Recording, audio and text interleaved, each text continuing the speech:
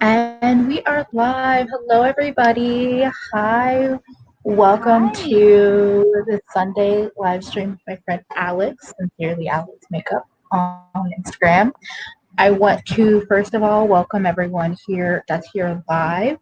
And I want to give all of my live viewers a little heads up that I am testing.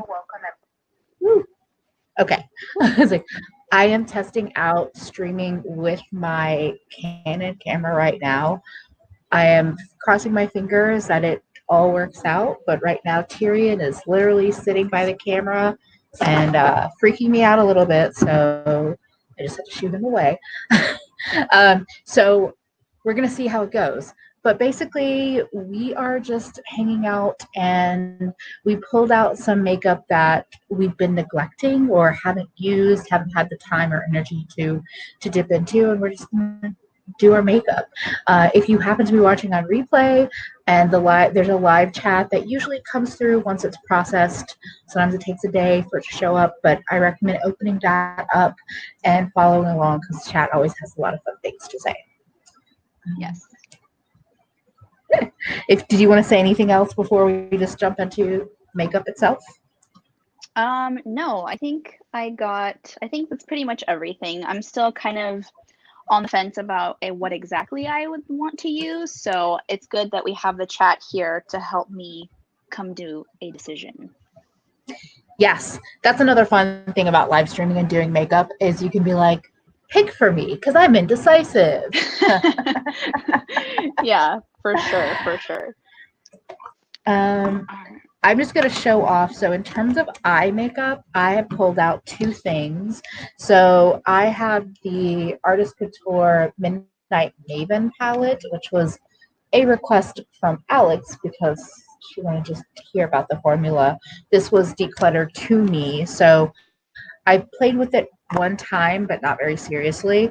And then in my lethal magnetic palette, which is like the most beautiful packaging ever, what I have in here are 9 of the 12. I think I pulled all. These are the pastel pup shadows from Menagerie.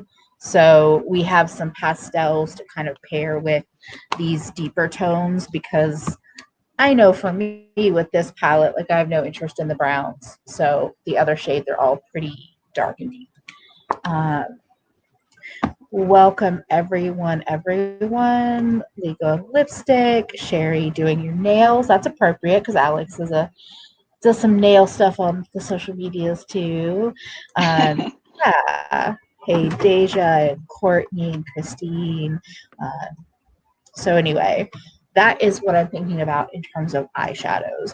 And I've been doing my eyes first lately, so I'm actually going to start with Mhm. that. Yeah, that sounds awesome. I always start with my eyes first too, but that also has to do with like my tendency towards eyeliner to add some structure and lift my eyes up a little bit, and it's just always easier for me to clean it up if I don't have any base makeup on. I was kind of torn. So I had an idea because I haven't used my Gemini palette in a long time, so I thought about doing a look with that, mostly just because I feel like Gemini is tricky for me. I have a hard time working with it and getting it to blend out. And I was thinking that I could do one eye with the Gemini palette and then one eye with Sci-Fi Green from Kaleidos, or do one eye with Gemini and then do the other eye with similar shades from the Colored Rain Safari Rain palette. So that's kind of like the greenish idea that I had.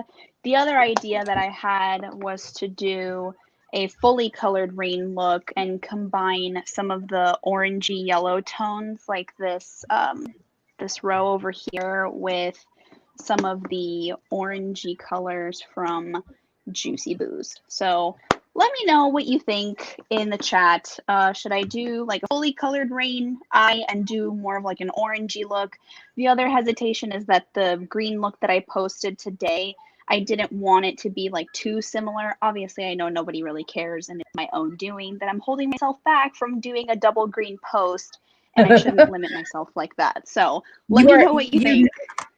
you know you're in the Green Gang, so I'm just laughing at Green Gang because it's so close to gangrene, but I know.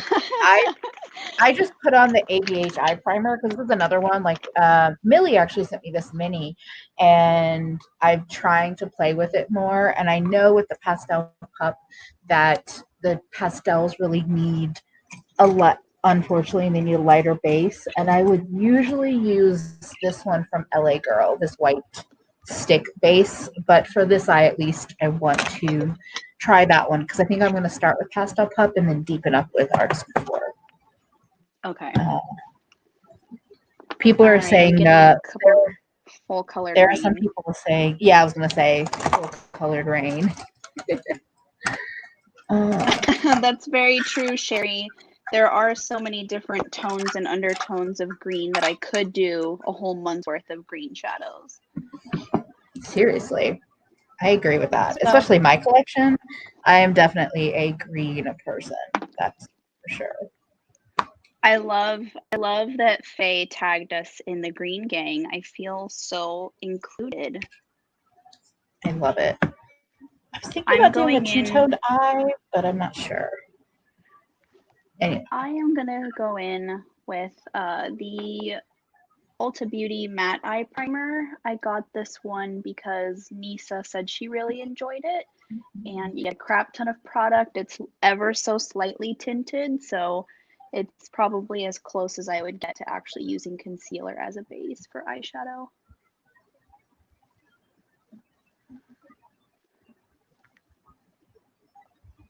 I picked up pink and then decided I didn't actually want it in my upper eye area. So I'm doing my lash line first, which is definitely giving me a whole pink eye look. That's cool. I guess Faye said that Mo was the one who started Green Gang. I love Green Gang. I think that's a very cute idea. Thank you for coming up with that, Mo. Thanks to everyone who participated in the beauty crawl yesterday. I saw most people, and I know that things got a little bit shuffled near the end, but I'm happy that everyone was able to participate and that everyone is safe and okay. And I'm just so happy to see how much our little community is flourishing. I think it's amazing. Yes. If anyone watching has not checked out, so Mo, Yoga with Mo, has started this beauty crawl for small creators. And it's so smart. It's like a bar crawl. It's like, or a bakery crawl if you're somebody like me who has done that. My friend literally put on a donut crawl years ago. That was amazing. But anyway, so we're, every Saturday or so, like I know they're taking next week off. It's the holiday weekend. But every Saturday, there is basically back to back to back lives on different creators' channels. And it's really cool because it encourages people to go check out other people's channels and to find new people to watch. And it's really fun. And it's like I feel like it's a really cool way to see people do like low pressure content, like just things like swatching all my blue eyeshadows or talking about all my color rain palettes or just doing my makeup. Like I thought that was a really cool part of it. That it's kind of I like that encouragement of like just get on and talk about makeup because you're never gonna know if Mm-hmm. you're gonna like doing YouTube or be good at it or like live streams unless you try. And then you get the encouragement of everyone that's popped over between different channels too. Right. And sometimes there's Instagram lives as well. So I like that. I think Alex, I think you should think about maybe being a part of a future one. Just saying. Yeah, I was actually thinking about that yesterday, especially with Instagram, because I've done a couple of Instagram lives with other people before. I did one with Kelsey 93 Maher back in December, and that was the first one that I ever did. And that one was kind of like it really had like a learning curve for sure because I had no idea that Instagram cuts you off after like an hour. So I was Mhm. like trying to do this look, and the overexposure was fucking with me, and it was a really it was kind of a messy time, but I'm happy that I did it, and I'm happy that I was able to do the one with Legally Black Beauty as well. That one was a lot of fun. That was really fun. Okay, so here's the color story I'm thinking of working with. Wow, the the swatches are not. Okay. I hate swatching on that part of my arm. I'm never good at it. I swatching on my actual hand or like on the palm of my hand, so much Yeah. easier. Let me just show you like this. Okay, here's what I'm thinking. I'm thinking like yellow to orange to brown, and then incorporating some of the like shimmery shades from the Safari Reen palette down here. Doing like cream blush, maybe doing like a more dewy face. I know that sometimes when I think of doing like a dewier base, I usually don't do much as far as eyeshadow goes, but we're doing neglect makeup, and a lot of my makeup has to do with mainly like gravitating towards powder products all the time. I feel like I don't give my cream products a lot of love, so I think that's what we're going to do today. Welcome, Christina. It's all good. We're just doing our makeup, no pressure. I've started with some of the pastels from Pastel Pup, and then I just deepened up with the purple from the Artist Couture palette, and I think I'm going to bring the bright pink close to my lash line, and then we'll play with shimmers and stuff. But yeah, we're just talking about things and the beauty crawl that Mo puts on, and I don't know, all kinds of fun stuff within the community. I really love that one, that more people are getting comfortable doing lives, and two, that like people are coming out to watch. And I'm going to be clinking around in my brushes for a moment.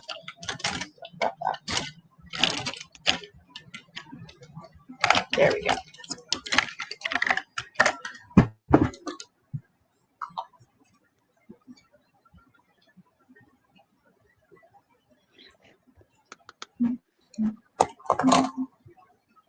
So I don't know, is there anyone in the chat, is there makeup in your collection that you feel like you've neglected? And do you try to make plans to dip into that kind of makeup, or are you just like, whatever, I'm going to use what my heart tells me to use?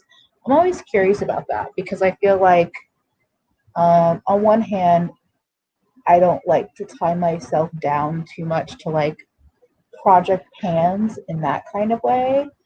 But on the other hand, if I don't push myself to reach back into things, especially with my makeup goblin being so strong these days, it's not a real good it's not always the best. um, and this What Esty is not doing the always lives the with the best, Emily? community, just Oh, like sorry. continuing to buy new shit. Just continuing to buy new shit. Oh. That's why it's not always the best. Mm-hmm. Because it's like I could just buy something new, and I'm like, maybe you should reach into what you already have and see if you Mm-hmm. still want new things. But I agree with Esty. Doing the lives of the community and not on your own is so much less intimidating. I know that Faye Yeah. has been asking in the streams, like, how do you do that? How do you stream by yourself? And I'm like, I don't like streaming by myself. Like, even something like this, even when there's dead silence between the two of us, there's not a ton of dead silence. But on your own, if you're just doing your makeup, it can be very intimidating. Mm-hmm. Yeah, lip products. I get a new thing and I'm like, I'm gonna use that. Yeah, I think what part of what is great about us doing this live stream is I was talking to Emily the other day. I had like a word vomit stream of consciousness with her on Instagram. And I was basically just going on about how when it comes to new releases, I feel like the Makeup Goblin certainly influences how I buy makeup and how I interact with makeup.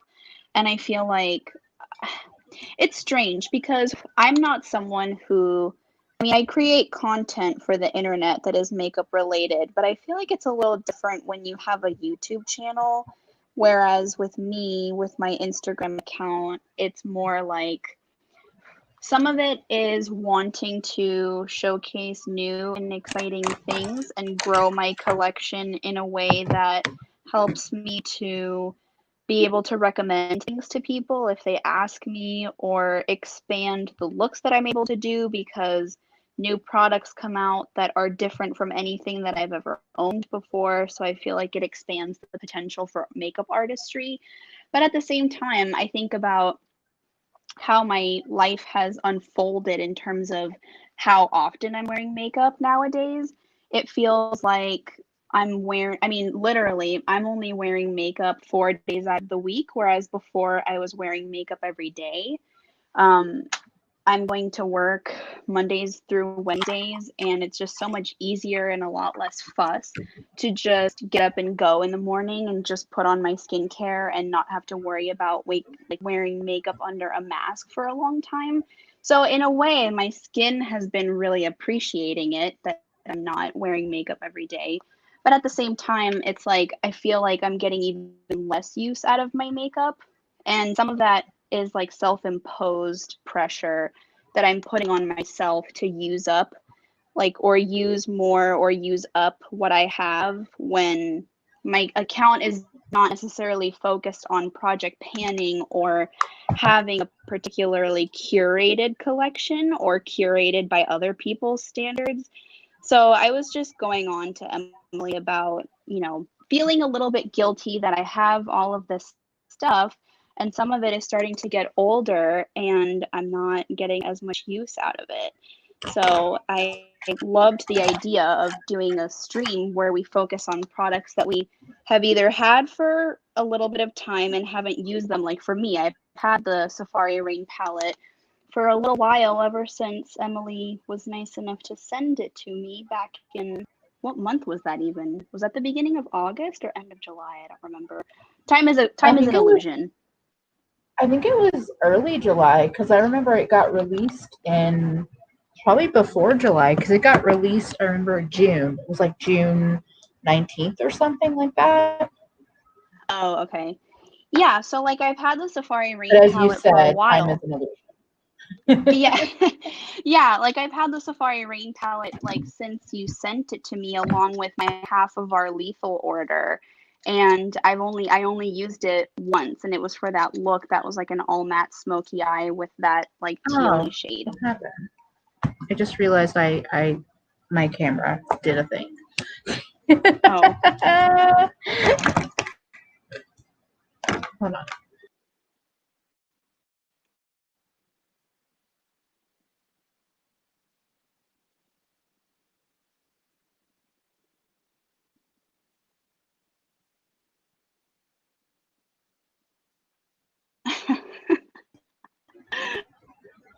Oh, thank you, Emily.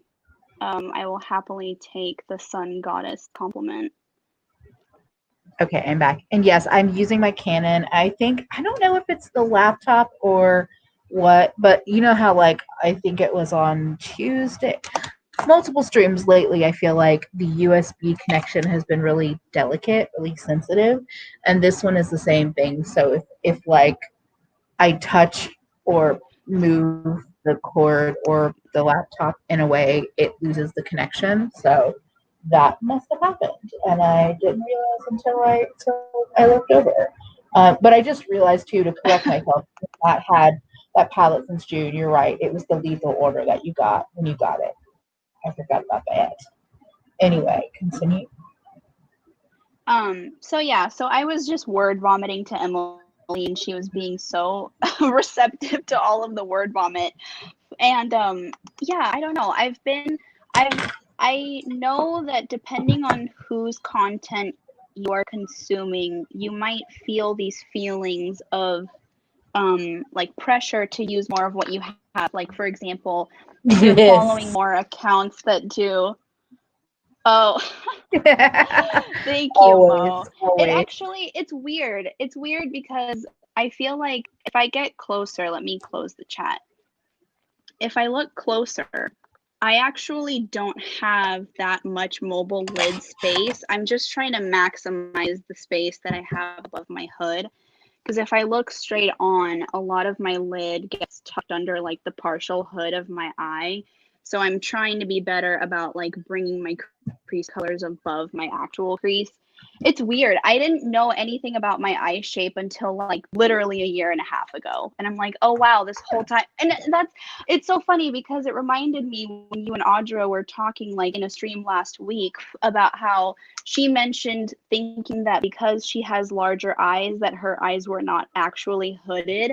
And you made a good point about how like these tutorials that we see on YouTube, like back in the older days of more makeup tutorials, is you would have like a one size fits all tutorial. Like I know Marlena from Makeup Geek had a couple of tutorials like that where it would be makeup for protruding eyes.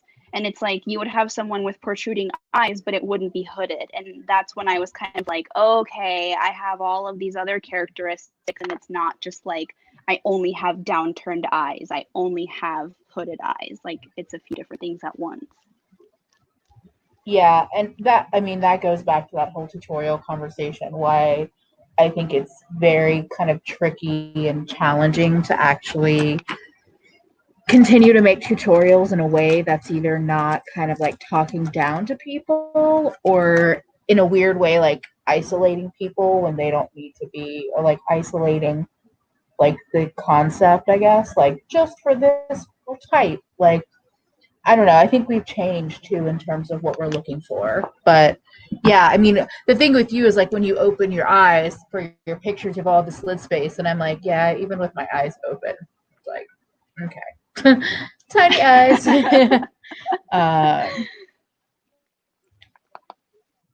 I'm just like looking at the chat. Yeah, exactly. Bone structure, face shape, all of that affects like what you have. Uh, I just wanted to say, just to talk through what I did real quick. So, well, lighting isn't great on this side, unfortunately, but I used the blue shimmer from the Pastel Pup palette, and then I used After Hours, the more blue-toned purple on the lid, and blended it out with the nightcap, the purple matte, and then used the more pinky tone purple shimmer lights out on the lash line with some of the pinks and purple from both Pastel Pup and from this palette. So that's what's going on I over here. love it. I love it. It gives Thank me you. Euphoria vibes. Can I admit that I've still never watched that, even though I do think it's done some cool things in the community? Like, I think just seeing different makeup styles, I think for me, seeing Euphoria style makeup getting popular after being completely fucking exhausted by cut creases and like intense wing liner and like these like soft glammy, I think just like the harsh line cut creases, and then seeing Euphoria become popular, I'm like, okay, I'm cool with that style too. Like, we can take a break from this other style for a little while. Or at least have more people doing different styles of makeup. Yeah, I totally love that. I think Euphoria certainly did something groundbreaking with the style of artistry that they implemented.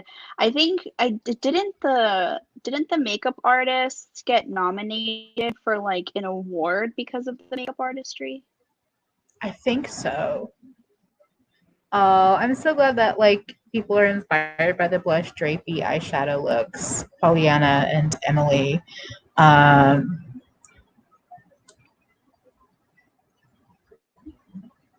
that is fair. That is very fair. Yeah. I think the world has a lot more of those kind of triggers and a lot more people affected by that than they would ever admit. So Emily, I am mixing up the Artist Couture Midnight Maven palette with some of the shadows from the Menagerie Pastel Pup palette. I have the shimmer and then 8 of the mattes. Actually, the yellow might not be from Pastel Pup. It might be another Menagerie yellow, but it's in a Lethal Cosmetics empty palette that I love. And then for what I ended up using, I combined mattes from Juicy Boost. So these orangey shades and then the yellow down here is what I'm using currently to blend out my crease.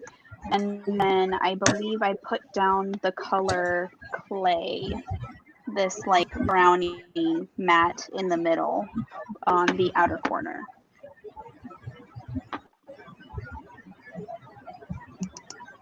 Now I'm deciding if I want to do a different second eye or the same.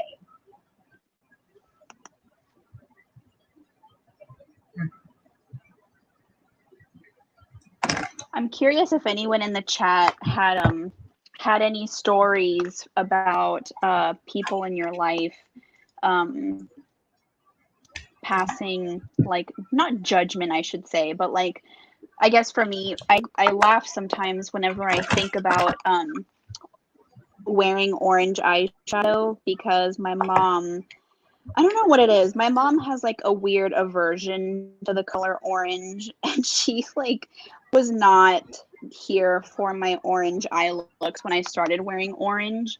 I think the one exception was like wearing copper because it was more of like a neutralized version of orange. But yeah, anytime I would do an orange eye look, it was funny because at first she was not a fan, and I really liked how orange looked on me. She would, at one point, she ended up giving in and saying that she liked it because she felt like the orangey tones really brought out the green in my eyes.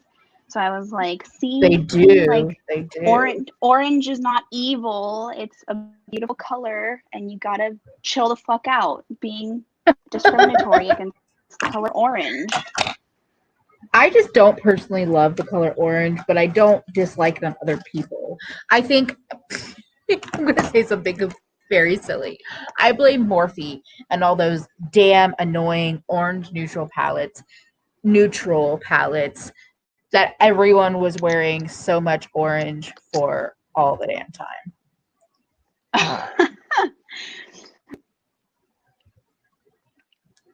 Oh, that's a really interesting point. Mo said orange makes my head hurt and purple makes me nauseous, but more in person. I think we pick up trauma as children with certain colors. I could see Yeah, that I could for see that. sure. Okay, I think I'm gonna go more blue on this side with the blue shimmer from the Artist Couture palette in mind. You know, Mo, I feel that way. I felt that way for a long time about the color teal. I could not stand the color teal for the longest time, and I could not tell you why. I mean, okay, actually, no, I think I could tell you why. So I remember, okay, when we were talking about Kim Possible the other day, about how Batman without money would lose to Kim Possible, I fucking cracked up when someone in the chat said that. I think it was Deja. That was hilarious. That was so fucking funny. But there was an episode I distinctly remember. If anyone can remember the animology, that was like their astrology episode, and Kim Possible was a teal cat. And I remember thinking, oh, teal, that sounds like such a cool color. Like I bet if Kim, like I thought in my childhood head, if Kim Possible was a teal cat, then teal was going to be my favorite color because I looked up to Kim Possible so much. And then I remember I went to like a Target or something like that, and I was looking at some Crayola markers. And so I was like, oh, this Crayola marker is the shade teal. I bet I'm going to love it. And then it was not what I was expecting. So I was like, oh, okay, well, teal is not as pretty as I thought it would be. I thought it was going to be like a turquoise. And so years went by, and I was like trying to force myself to like teal. I was trying to make teal happen, and it was not happening. And so I was like, okay, whatever. Like, I guess I just don't like teal. And then fast forward to when I was in college, my roommate that I lived with my first 2 years of college, she had teal like everything in our room. Like teal was her favorite color, and I was like, oh, this is exactly why we didn't get along.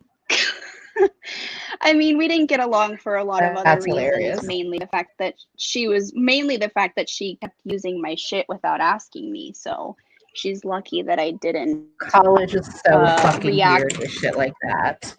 Like people just like Uh, it's just a thing. It's just like everyone has at least one story, and it's just I don't know. I just think it's fucking weird the way that like we just get shoved into these spaces, and then you have to deal with.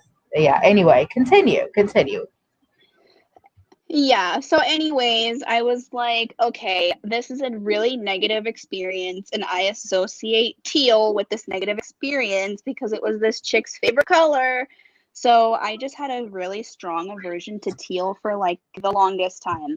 And no one really like, whenever I would express to people, like, if the topic of your least favorite color ever came up, I would be like, it's abhorrent. I hate teal with a passion, and like people didn't understand why. And anyways, I was like, yeah, it's the same color as like the mold in blue cheese, and it's a gross color. And now years later, I think the first teal eyeshadow that I had in my collection um or I think ever since I started to kind of try to get over it, I was like, well, kind of like taking inspiration from Angie. Like she's trying to get more into neutrals. I feel like I should give teal another chance. Teal did not do anything to me. So I think the first teal shadow that I got in trying to reconcile my differences with the color teal was Petrichor from Lethal. That's a good first teal to start with, in my biased opinion. I like Petrichor. Have you used it much? Yeah.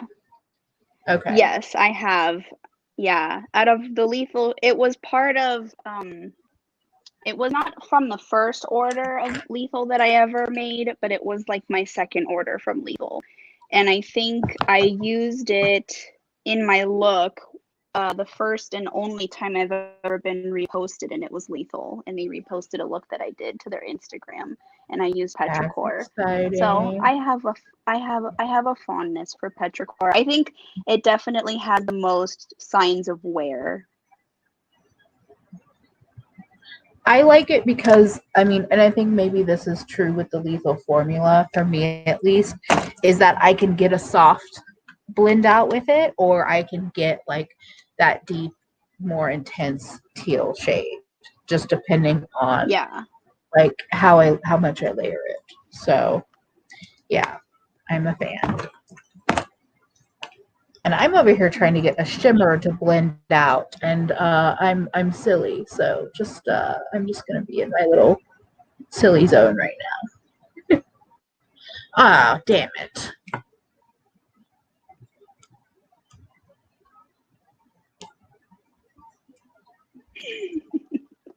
Yeah, Fifi, like the mold on blue cheese. Oh.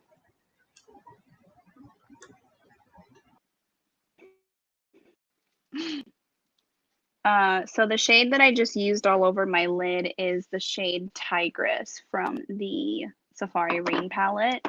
And it is a very, very beautiful, like intense, fiery. I think it's more of an orange more than it is a copper, but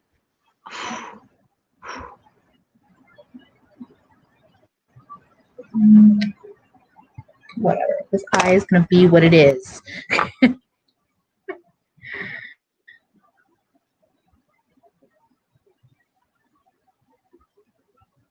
Actually, this shows my like annoyance with like I love small palettes, but to have I don't know, I don't like having like a shimmer without a coordinating color to pair with it. I feel that.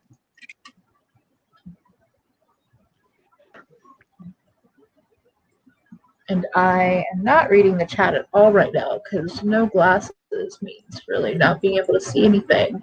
But I will return to you all. I promise. I'm now tapping on the shade Lioness on the inner part of my lid. That lioness color is stunning. It is. Oh, this is so pretty. It's so interesting.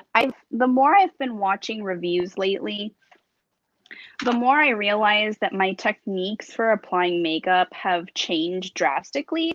Like, I almost never use a brush to apply a shimmer all over the lid anymore. I almost always use my fingers.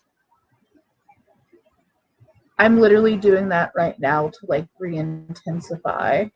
And it actually blends, so I just put the light blue shimmer from Pastel Puff on my brow bone to help the blue that I was trying to blend out before. And it actually works as long as you're down with like shiny everything. And then I'm re-intensifying it with re-intensifying the shimmer. We love So. shiny everything in this household. Yes, we do. And I think besides waterline, this eye is basically done.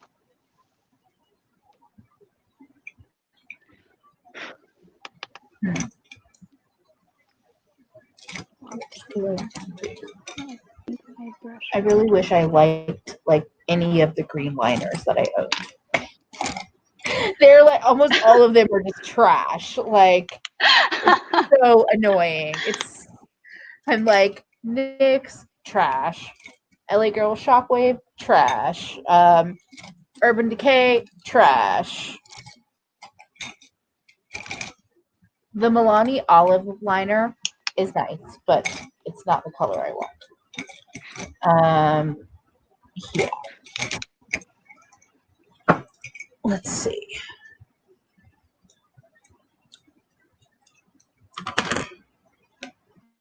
Oh, this needs to be sharpened. Okay, not that one. Did you say not that one? It needs to be sharpened, and I don't have a sharpener, so. Oh yeah, I have a sharpener that I got from Urban Decay.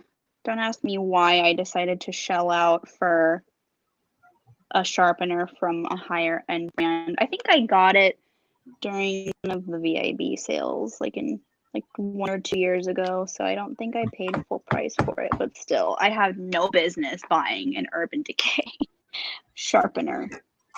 We all do things like that, and I do have a sharpener. I didn't bring it over here with, and I'm not by my makeup. So, yeah, I feel like there's always a tendency to like, well, maybe it's really, really good. You never know. Okay, I'm gonna put my glasses on and look at Chad for a moment.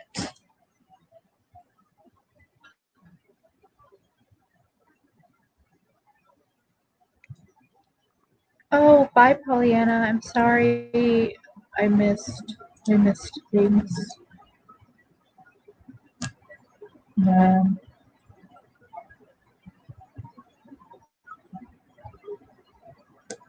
I'm just catching up.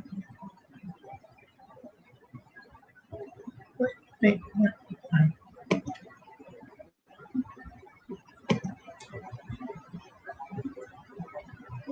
My laptop has this weird tendency to want to like make a window invisible, like not close it, just make it invisible. And I still don't know what hand motion does it. It just did that, and I was like, oh no, and then I'm like, oh, it's invisible. It didn't close it. I actually, so Emily Original saying the Sonia Cash sharpeners are good. I actually think one of the best sharpeners I have ever used, and I think I need to get a new one. It's sold at like Sally Beauty, and it's a little oval-shaped one. And there's a larger sharpener and a smaller sharpener. It's like clear, but the interior parts are pink, and it was probably the cheapest sharpener I've ever picked up. And Vintage or Tacky, Cora Diane did not steer me wrong because that was a recommendation from her. Oh, I love her. She is the most amazing human being. in my opinion.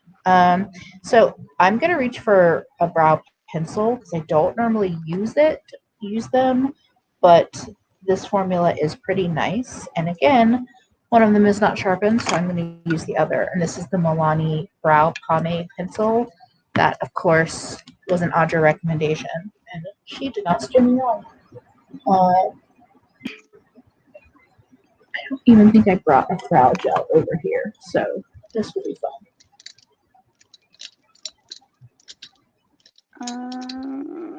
What did I do with my brush? Oh, here it is. Okay, so I might completely fuck up this look by attempting to do gel eyeliner because I'm so much more comfortable and confident with liquid, like a liquid brush tip liner.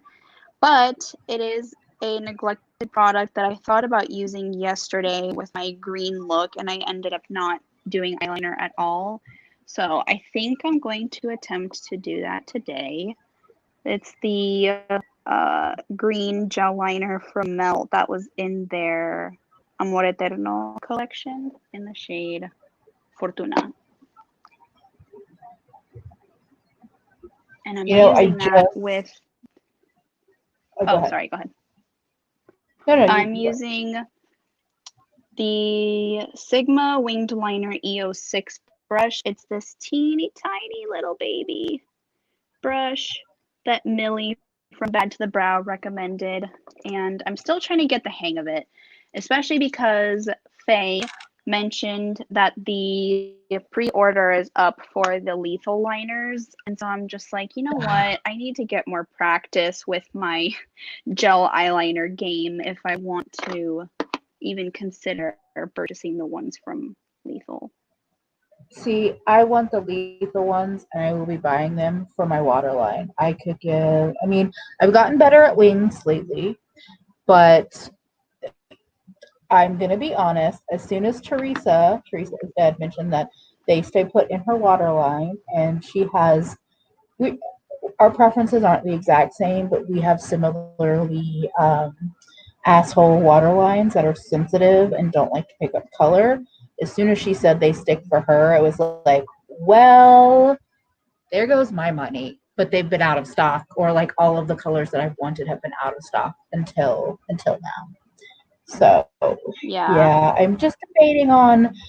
I'm trying to reason with myself to only buy 6 of the 9 colors rather than the whole bundle, because there's really 6 that I want. Like, I don't need the turquoise. I don't really need the orangey one.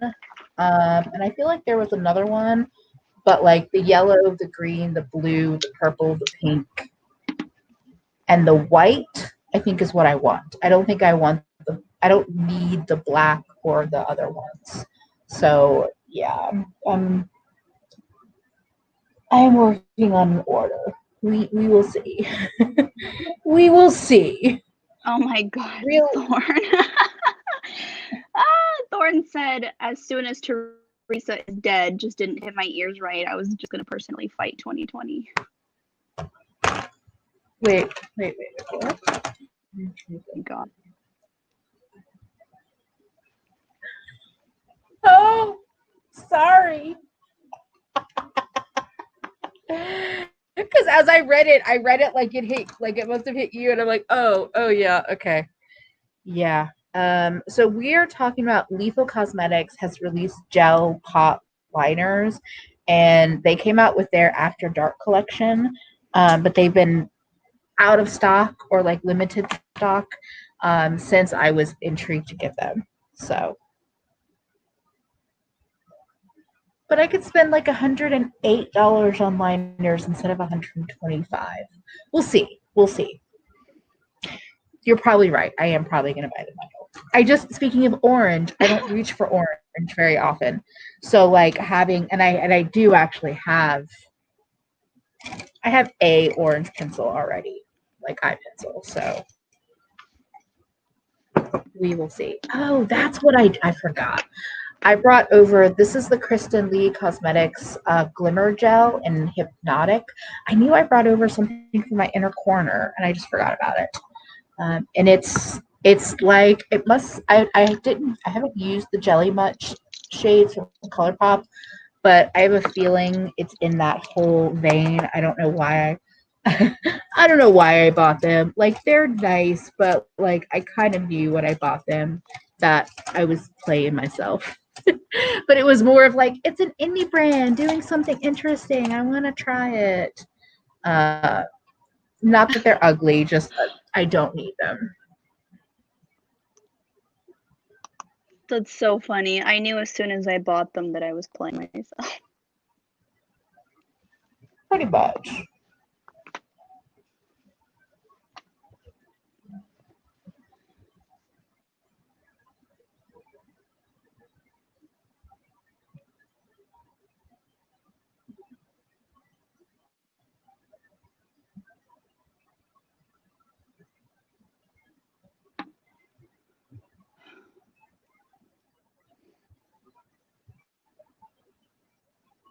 Oh, hey, Legally Black Beauty.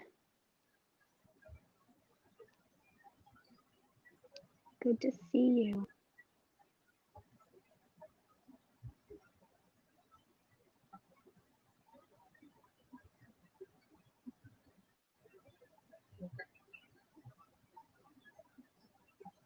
Okay. Here's some on our highlighter.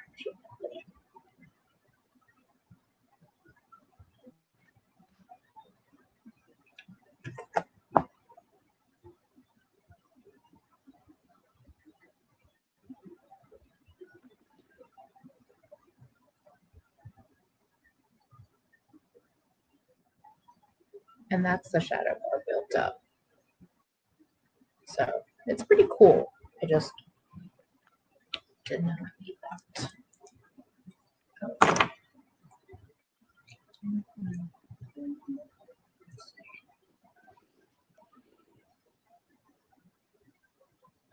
Oh, it's interesting. I have the green gel liner from Lethal, but only used it twice. I'm not the best with application to the waterline.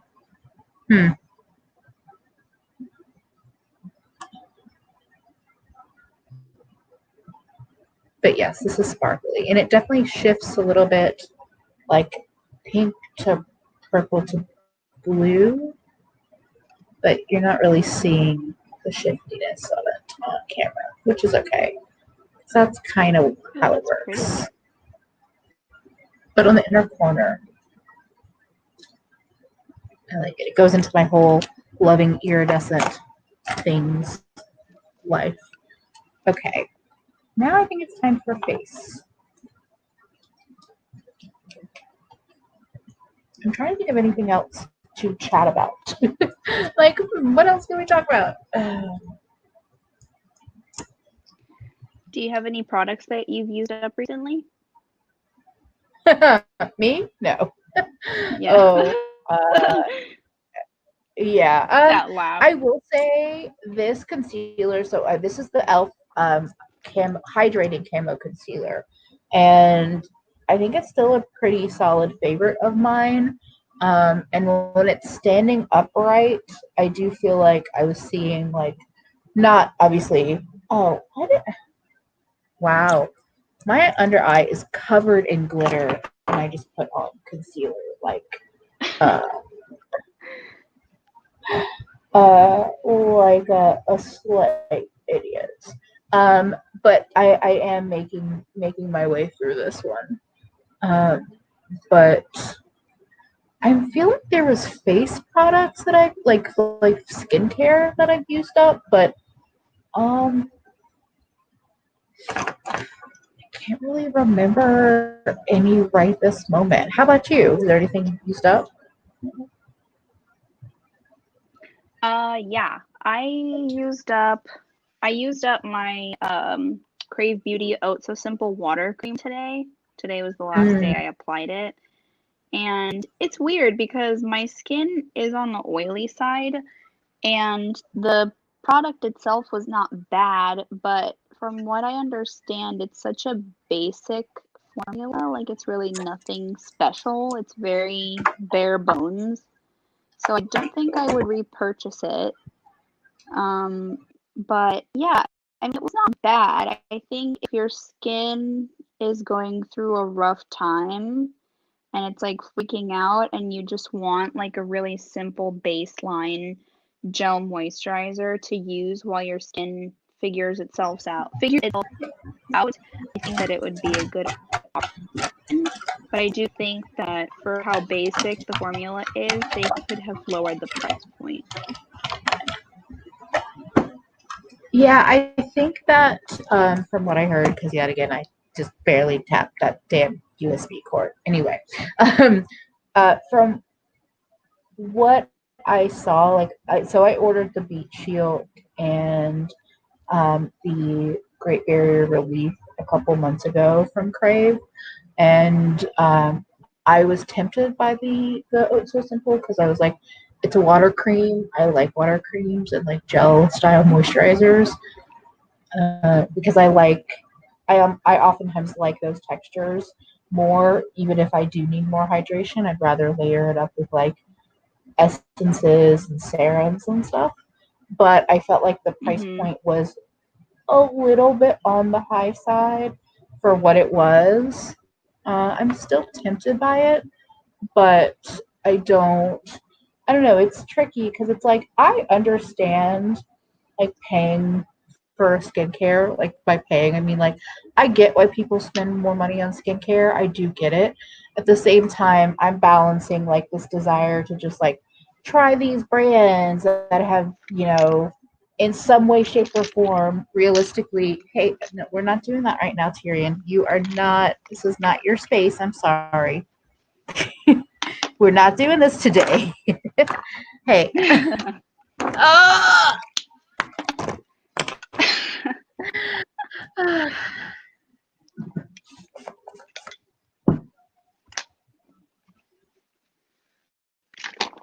Yeah, back to what Bethany said. Crave's Great Barrier Relief is where it's at if you have sensitive skin or if you're trying to rebuild your skin's barrier. Totally. Honestly, the reason that I even Right. discovered Great Barrier Relief was because I was going through a really rough time with my skin at the beginning of the year. Like, I think I placed my order with Crave like beginning of March. I think it might have been end of February, and then I got my order beginning of March. And my skin was feeling super tight, yet I was producing a lot of oil. I was also breaking out a ton.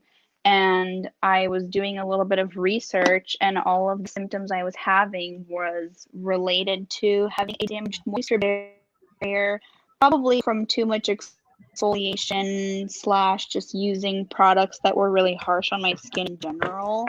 So using Great Barrier Relief during that time helped my skin a lot. So I usually always have it on deck because it seems like my skin is slightly prone to having some moisture barrier issues.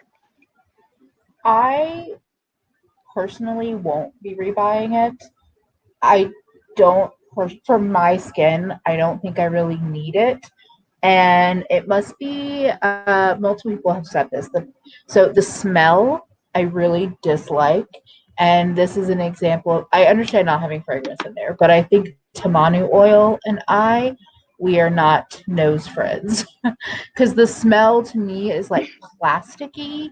It's like a weird plasticky smell that like I can stand. I am using it. Like I've used some, and I'll use it at night if I need like a more intensive moisturizer. Usually right now it's about once or twice a week, but I'm also trying to kind of hold on to it for the winter because I might like it more then. But I don't feel like it does enough Mm-hmm. for me to have another step or another rich moisturizer, especially for the scent. So, Yeah. but I'm glad it works for people Yeah, that I it works remember for you because talking about that. yeah, because you're not the only person that's mentioned that it's like great for your skin and it helps repair. So I don't feel like it's like, oh, it's just a one person thing. I do think it probably has a good place in a lot of people's skincare. And I love the e.l.f. Hydrating Camo Concealer. I saw that question in the chat. I quite like it. And I'm not a huge e.l.f. fan, and I don't really use a lot of their complexion products. Oh, I forgot I was going to use this. I grabbed my Becca color corrector, which is pretty good, but I have to layer it underneath either concealer, or if I'm going to do foundation or something, I can put it on first and just do a foundation on top, but it's too pink by itself. So. Yeah. Oh, Gabby asked, does anyone like Crave's cleanser? I do really like Crave's cleanser. I actually have a backup of it in my drawer right here. It looks like this. I like it a lot. I think that it is gentle enough that it doesn't make my skin feel super stripped, which is good because I know that a lot of cleansers, like the clean skin feeling that you get when you wash your face, can sometimes lead to overly stripping your skin. So the bottle looks like this. You get a pretty decent amount. I was using it day and night, and then I was using a different cleanser at night time for double cleansing just to try it out. But I think that if you're using it day and night, it could easily last you like 5 to 6 months. Nice. I know Gabby was saying that she doesn't like the CosRX one. I bought that one recently. I haven't used it enough to know if I don't like it, but I tend to find that most gel cleansers, once I do, because I use it as my second step for my double cleanse, that I'm not really bothered by most of them. They seem just fine, but I don't know. I might use it more and find out that I don't love it. We'll see. Because I've only used it probably a handful of times, because my little like deluxe sample size of the whatever the drunk elephant, the one that was the birthday gift last year, for some reason that cleanser does not want to die. Oh, the jelly cleanser? Yeah. But yeah, cleanser is another one where I don't really want to spend a lot of money on it, if I'm being honest, especially because I love the cleansing balms that I have. And I don't feel like you need to spend a lot of money on cleanser, but I get it if you do. I get it if you spend that money that way. I am using the Natasha Denona Daria Blush and Glow palette today. So I just put on the cream highlighter, and then I'll go in with the cream blush first, the brighter tone.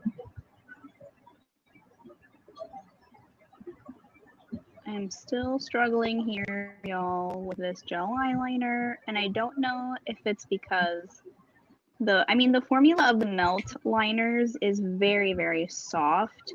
It almost feels like you're dipping your brush into pudding. I know it's a weird way to describe eyeliner, but No, it but it feels like you're describes it dipping your brush perfectly in my pudding. head.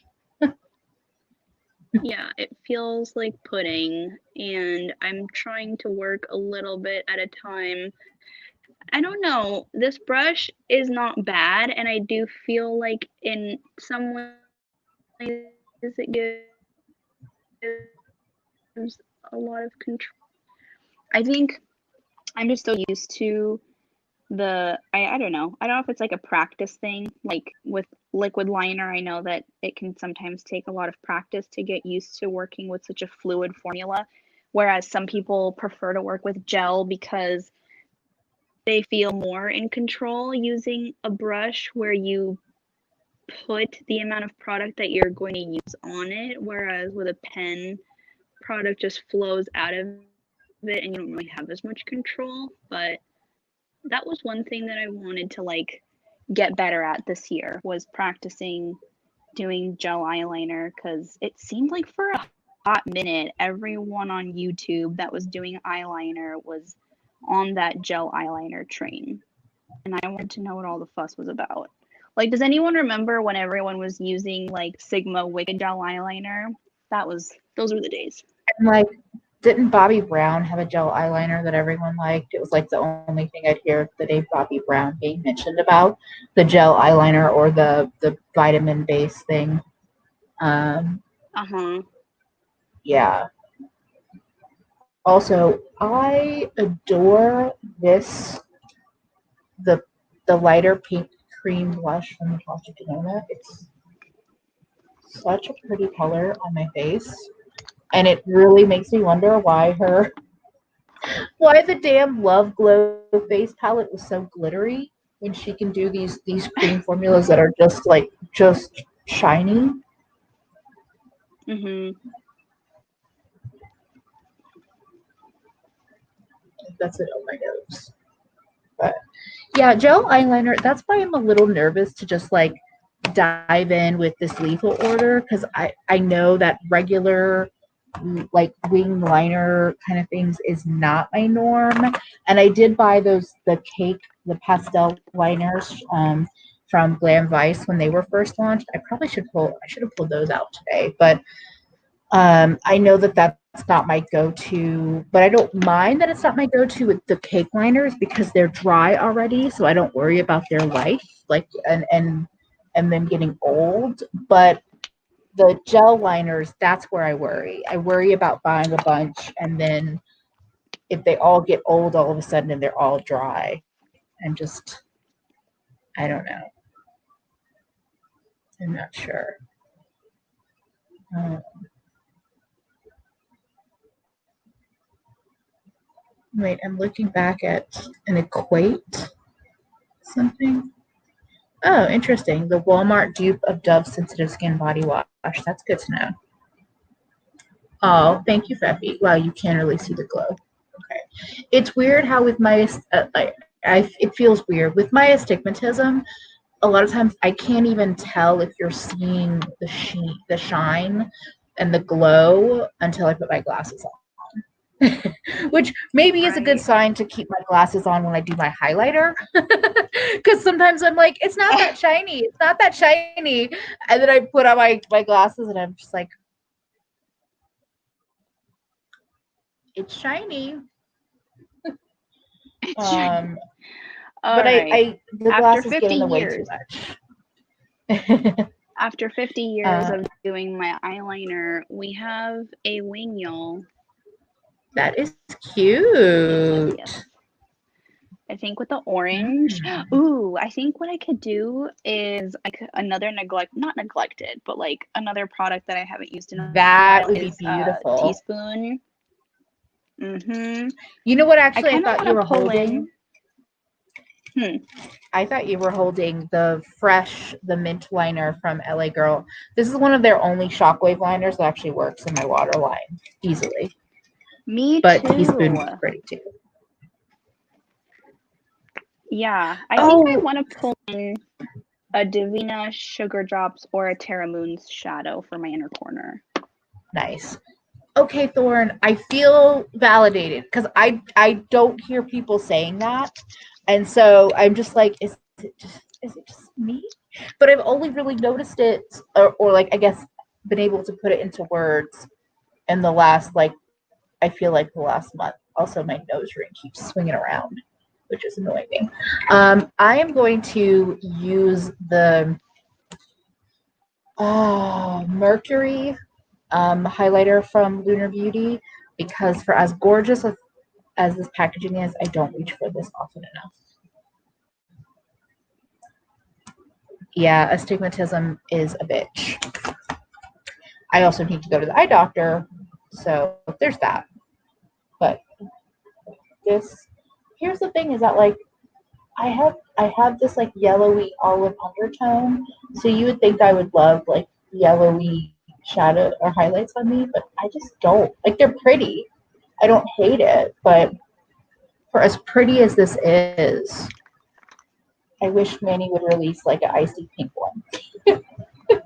I'm like, give me not golden yellow. Oh, did you see in the Discord? I forgot if it was our Discord or the Half Cousins Discord about how Sephora isn't going to be carrying Lunar Beauty anymore. Yeah, he's leaving or was booted from Sephora. I think it was in both discords. I'm not surprised. Sephora is obviously asking for a lot of product releases. And I made the comparison of like if you see Melt in Sephora now versus when Melt wasn't in Sephora, I feel like they really amped up their release schedule because of it. And I Mm-hmm. don't have enough personal experience to know if that's a good or bad thing, but there's been a lot more like hit or miss releases than I feel like pre Sephora. Yeah, that would make sense. I'm finally moving on to my base. So I am going in with the Ciate Extraordinary Foundation. It looks like this. I wear the lightest yellow toned shade in 099Y Vanilla.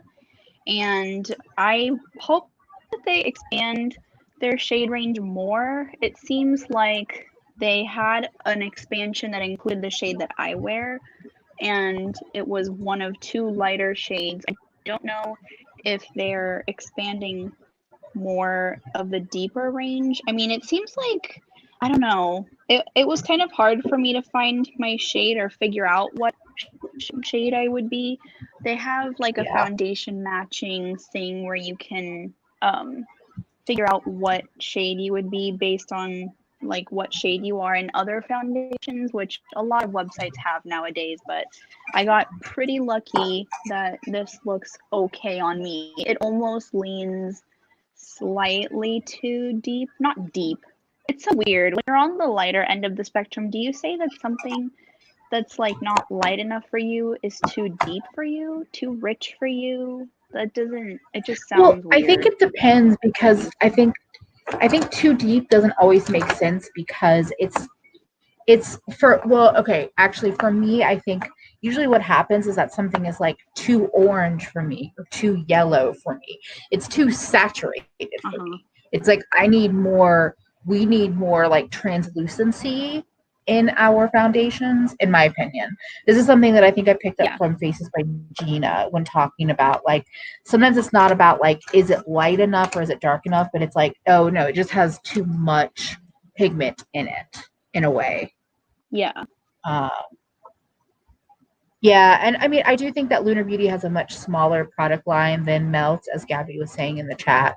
Um, I think that Lunar Beauty has like potential, but I think that it was too soon within the brand to be in a place like Sephora. And like, if I'm being honest, unless there's some bigger person behind Patrick Starr's line, I don't see that one surviving either, like long term. Mm-hmm. Okay. Okay. Cat me frustration with cats. Sorry. Oh.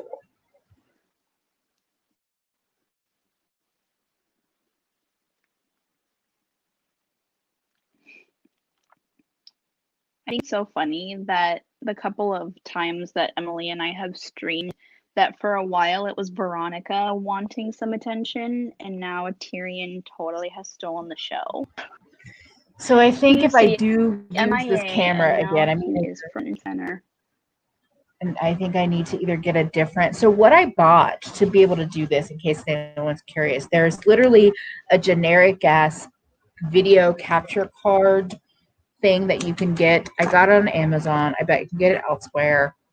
But you like that is what has helped my laptop recognize um, my camera as a camera.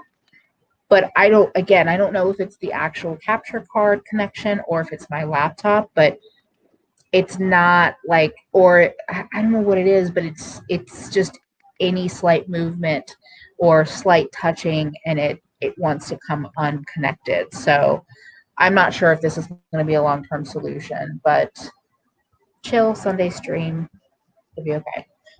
I'm using a brow mascara actually that I got when I ordered some stuff from Yes Style. I hate hourglass brushes, but I didn't realize that's what I was buying until it got here. So yeah, I was tricked because I thought Oh, it's a millennial pink packaging with minimal writing. Maybe maybe it's what Glossier's lash slick was inspired by. Um, no, totally different. But I do the lash slick from Glossier, which I know a lot of people don't like because it's such a minimal mascara, is actually one of my personal favorites.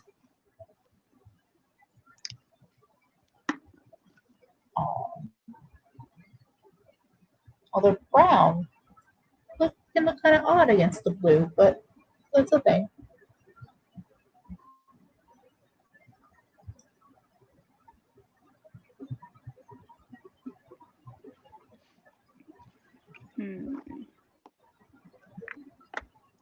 Can't decide. Okay.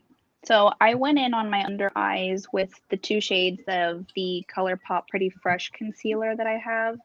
They're not, their undertones like really threw me off. So I got Fair 15W and Light 45W, and I just mixed the two. One of them is really yellow and saturated, and the other one is too light for me. So I'm going to let that sit under my eyes, and then for spot concealing, I don't know if this is going to work, but I'm going to go in with the Glossier Stretch Concealer in the shade G11, and I'm using the smaller end of my ColourPop It Cosmetics Heavenly Luxe Complexion number 7 brush.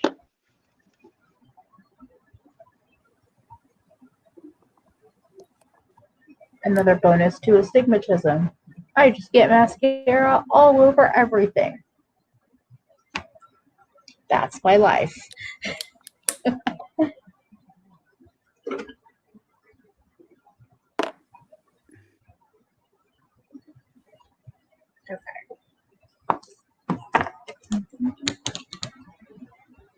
Oh yeah, Emily, do you remember back at the beginning of the year when I mentioned my It Cosmetics brush falling apart on my stories and how they DM'd me I and was said that they thinking were about gonna send? that. They never did. Yeah. Oh, really? Yeah, well That's initially I asked about it 2 weeks later, and that was when everything hit the fan with, Miss Rona. And they said that they were experiencing delays because of it. And I just never followed up with them. I kind of was just like, you know what? If you like, it's one thing to offer. Like, I never asked for a refund or anything like that. I definitely did not think to ask them to send me another one. But, I just thought it was kind of weird that they would offer to send me another one and then just ghost me about it. Like, I didn't ask you to do that. Well, honestly, I think it's interesting. Like, I see things like that happen, and I never feel like it's weird. I think it's irresponsible because what probably happened is that social doesn't talk with other departments. So either social said we can do this, and then another department was like, no, we're not doing that. And instead of following up and admitting it, they just let you be. Or social passed it off to a warehouse to ship it out, and then it just never happened. So there's that.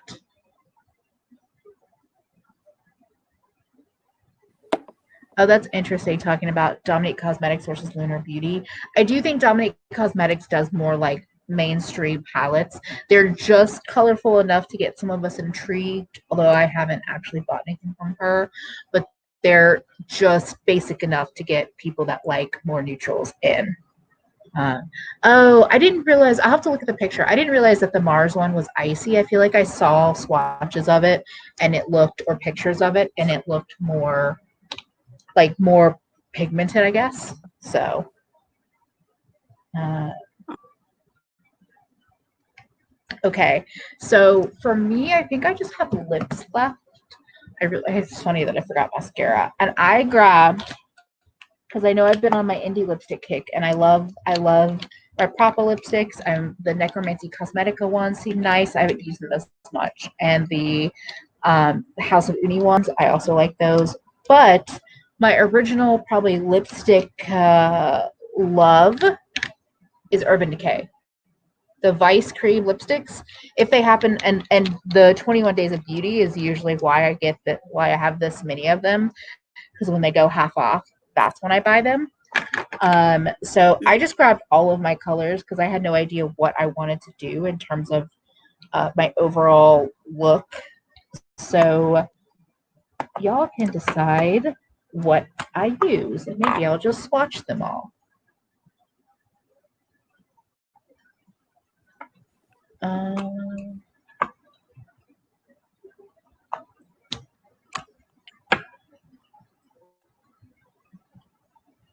Wait, Dominique Cosmetics was at Ulta? When was that?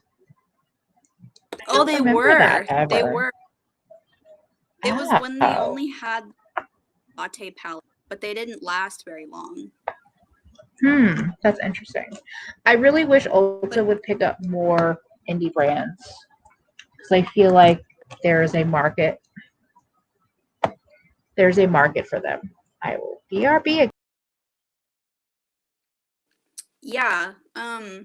There was a collab that I did with Vicky, who is a viewer, and she approached me a couple weeks ago to do a collab where we showcase products that we wish Ulta carried.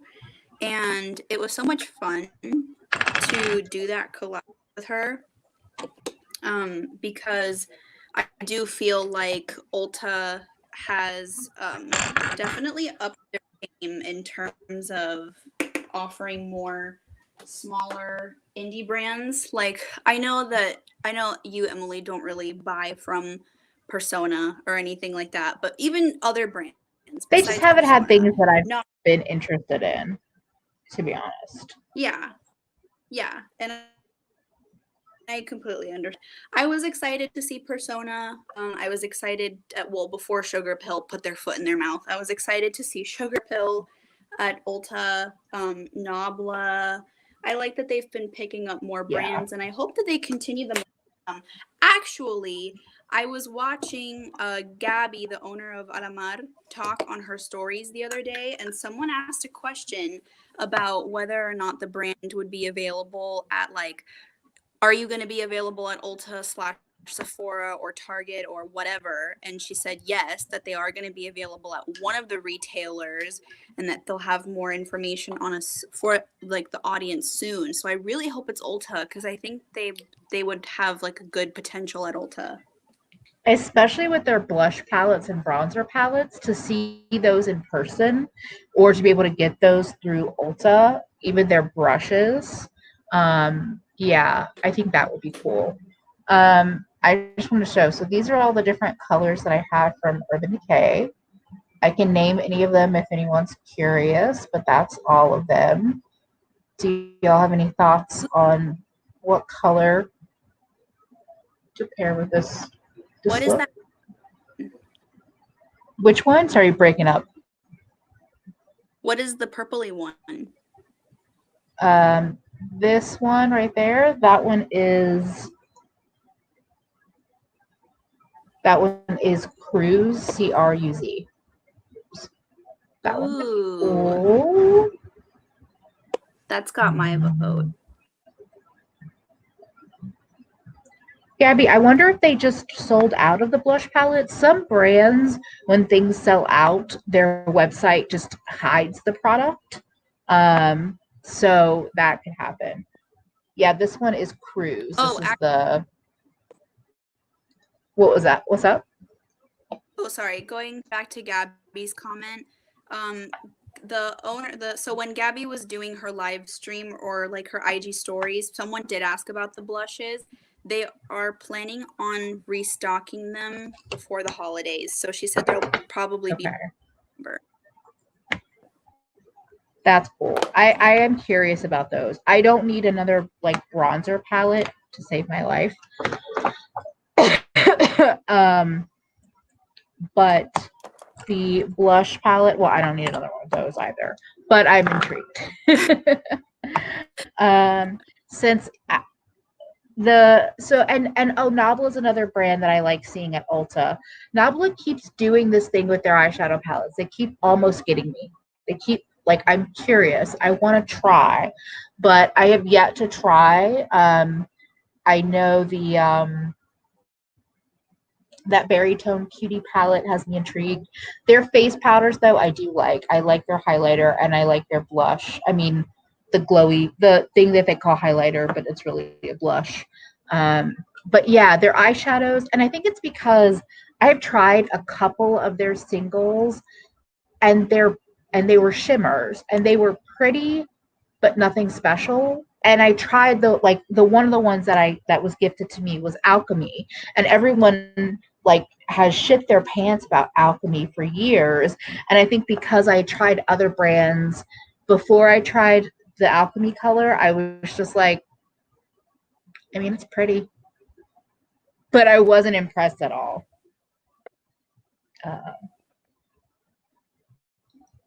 I'm gonna do purple because you asked about it, and I haven't worn this one in a really long time. Yay! Fits the theme. We love a good theme. Yeah, I've never tried Nabla myself.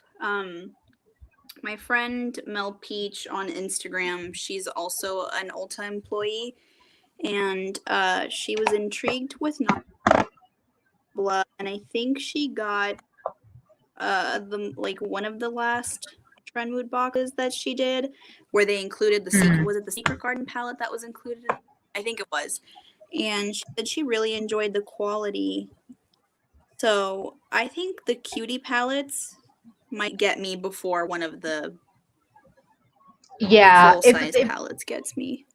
If they do another sale, because I've seen them either on sale on Ulta or through their website, I might. Also, I haven't used this as much as I would like to. This is the Lucid Lip from Kaleidos in Mesmerize, and Alex and I have been talking about this, and this will actually, I think, look nice over the purple, so I'm going to gloss it up. It's a pretty sheer, gloss it up, but pigmented. So there's the difference. It's not very noticeable on camera. Mostly just a nice. This is one of their cream glosses. I do like this formula. Very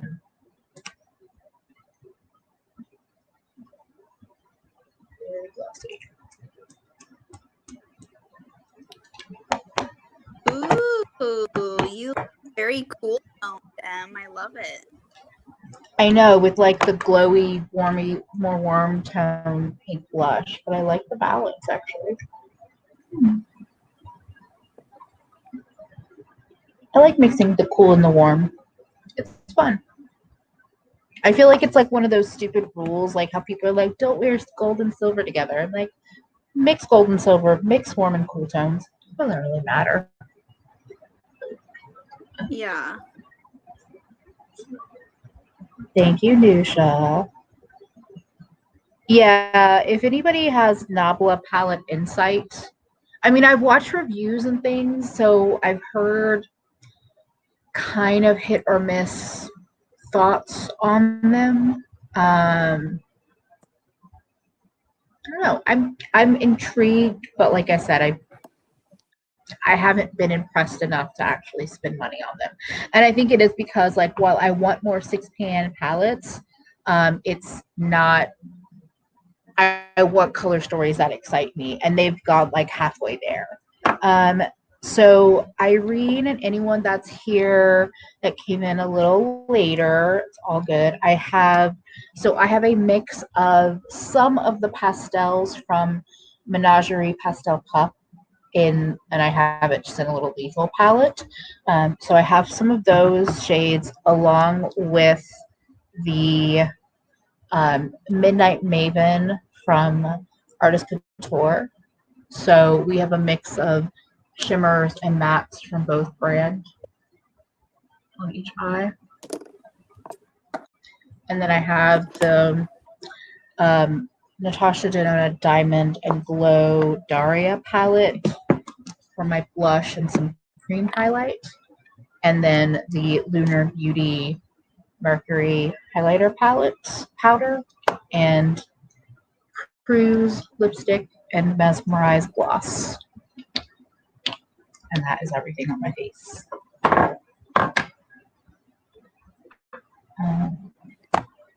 All right, so I am bronzing the skin with my Milk Makeup Baked Bronzing Stick Mini.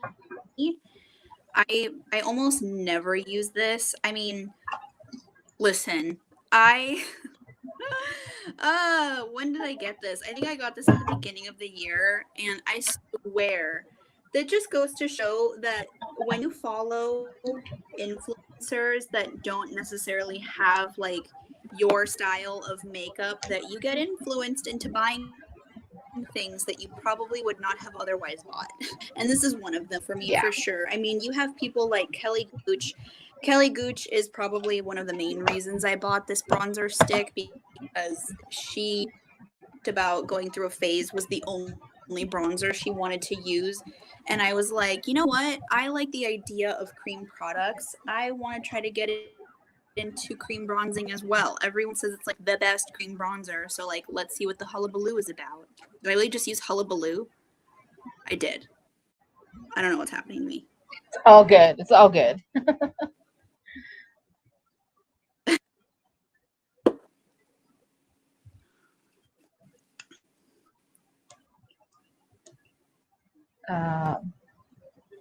Wait, are you there? You're frozen now. Yay, technology. Ah. Oh no. Okay, you're less Am frozen? I frozen? Okay, you're good now. Yes, you were frozen though. There was you were talking about Kelly Gooch and buying things that, oh look, you can see how much product I've used in this e.l.f. concealer now that it's sitting on its side. I definitely like this one.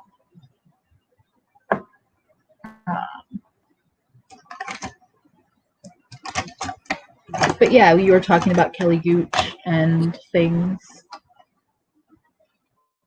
Oh yeah, like it just goes to show that like sometimes you definitely get by people who have completely different makeup tastes to you. And I think, I mean, that combined with the fact that I was also going through a phase where I really wanted to get into using more cream products, and I didn't have much experience with cream bronzer. So if this was everybody's favorite, including like Lauren May Beauty and a few other people, I was like, you know what? Let me just give this a try. They offer a mini size.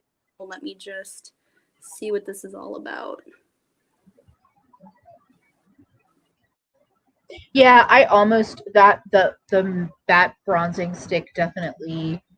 I definitely felt that from Lauren May Beauty, but then I realized like I don't even like this was. I would rather try out cream blushes or cream highlighters before cream bronzers, because I barely bronze as it is.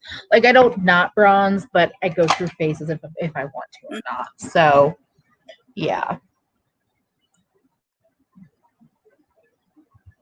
Yeah.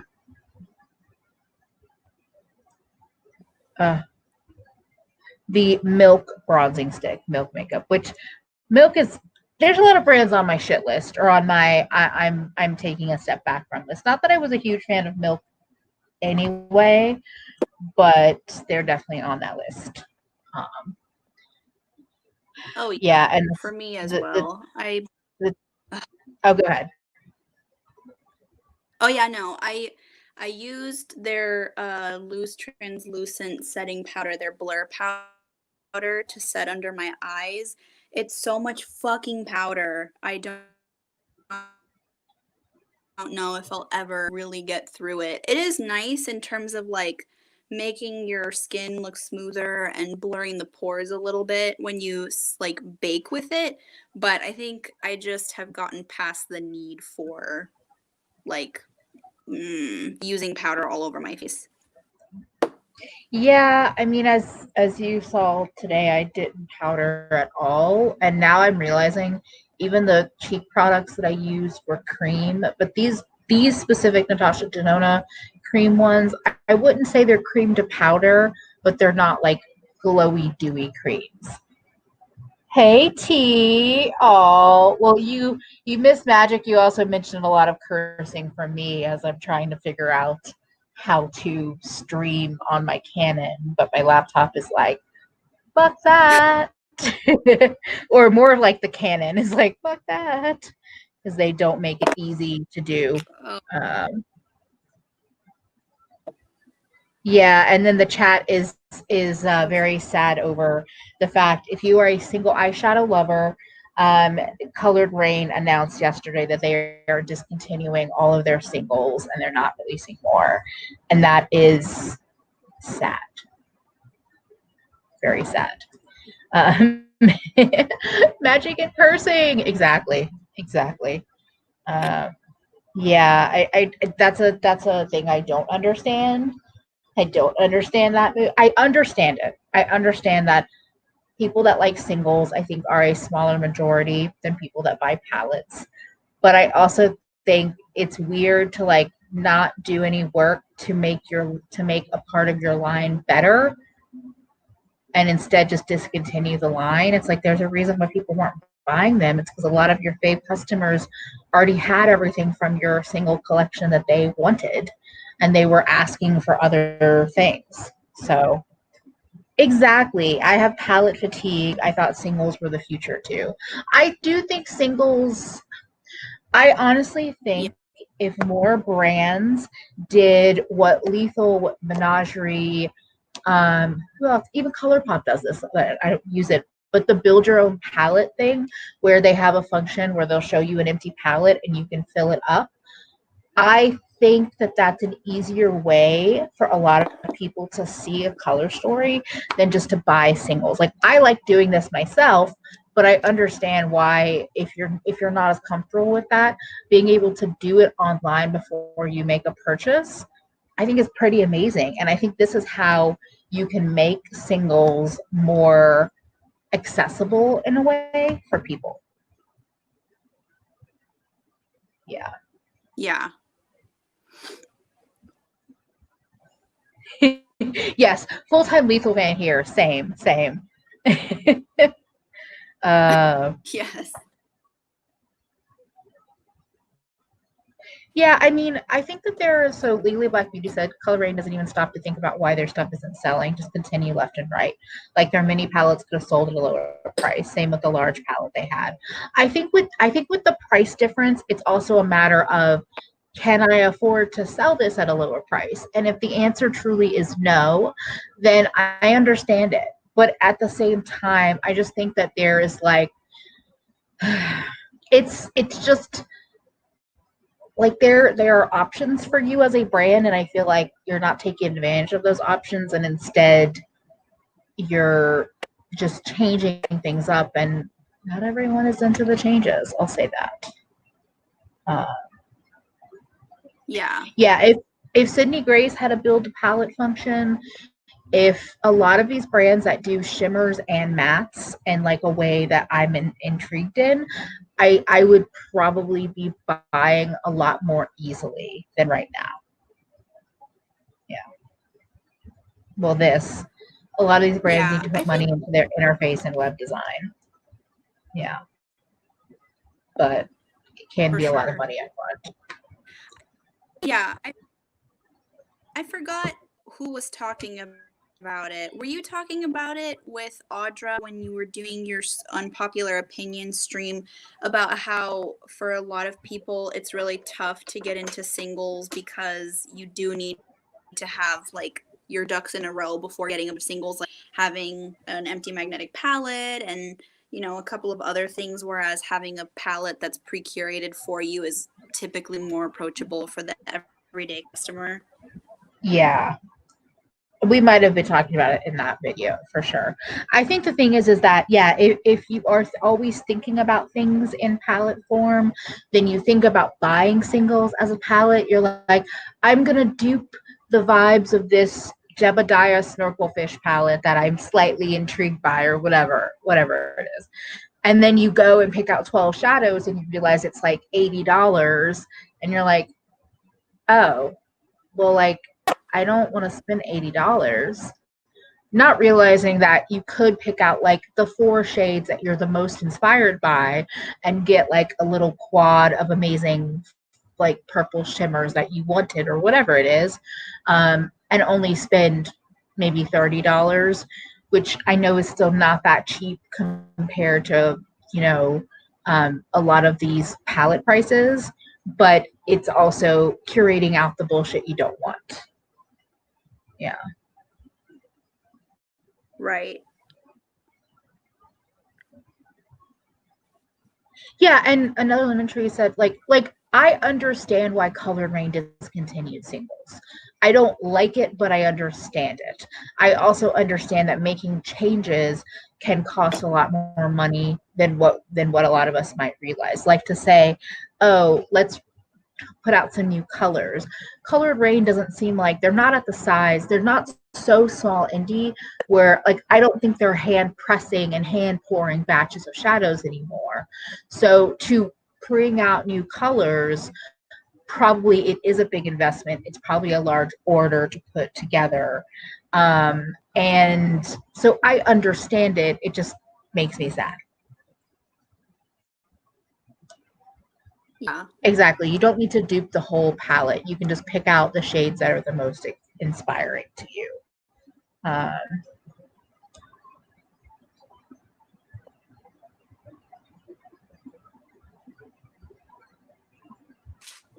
just looking at things. Yeah, I've been tempted by Nabla, but again, I tried, like I said, I tried 2 of the shimmers, and I just felt like they were only fine. So I think I'm going to hold off for now. But it's also because they're like a different pan size, and my brain is like, oh, I want everything to be able to be fit in a, you know, pan like this. So then, yeah, whatever. Y'all know my weirdness. So, yeah. My first singles were Coastal Scents 2. I don't know if they almost made me give up on eyeshadow, but I definitely decluttered all of them in my most recent eyeshadow declutter. Yeah, and that's the thing is like singles aren't really retail friendly unless you're somebody like a Mac where you have your own space and you can kind of dictate how you store, how you display, how you sell, all of that. So I wish there was a setup. Okay, this is why I like the idea of bundles, of single bundles.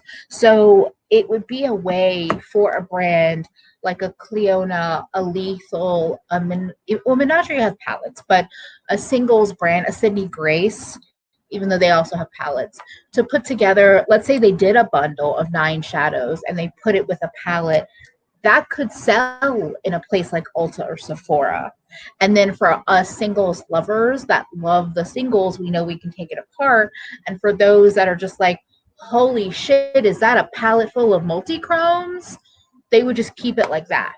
So like I think that there's space for them in the retail market. I just think that either no retailer is actually open to that idea or it's more complicated than I understand.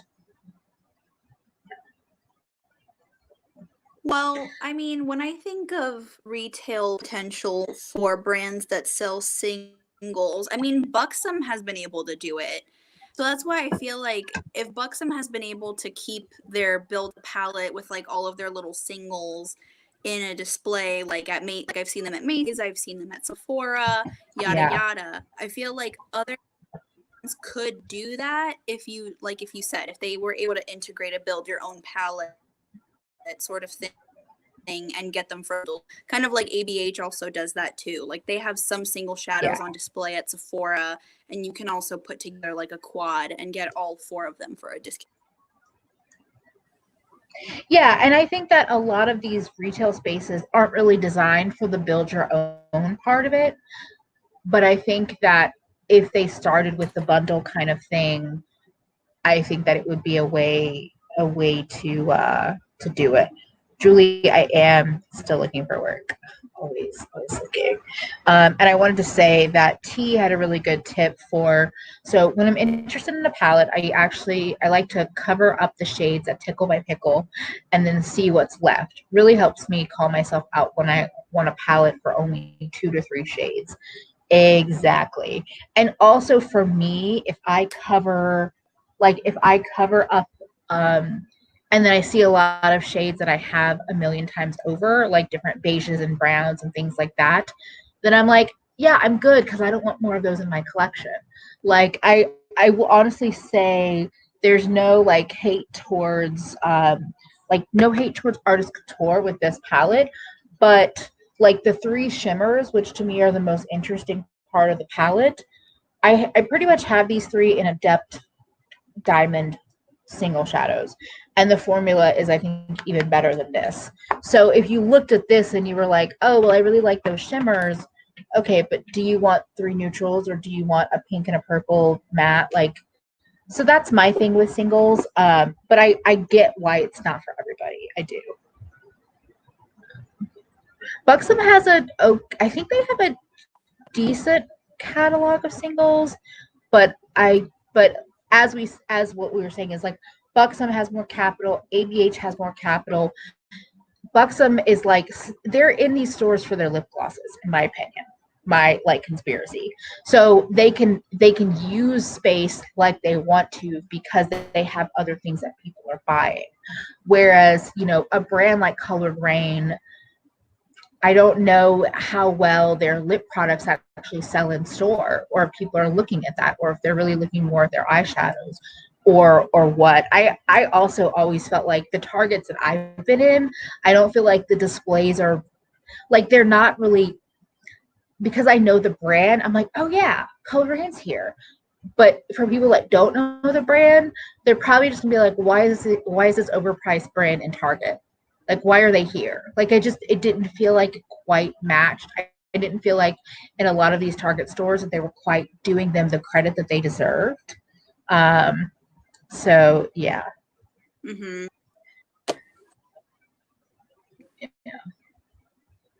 Yeah.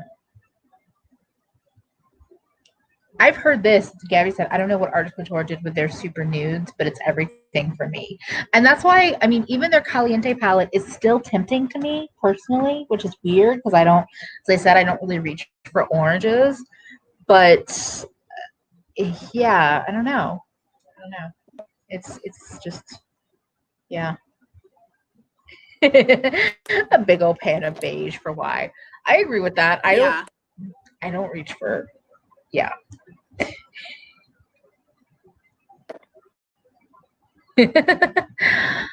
Yolanda, I love a tinfoil hat moment. Tin hat moment. I don't think Julia's place is actually or still black owned. You're not the only person that has said that. I'm just gonna say that.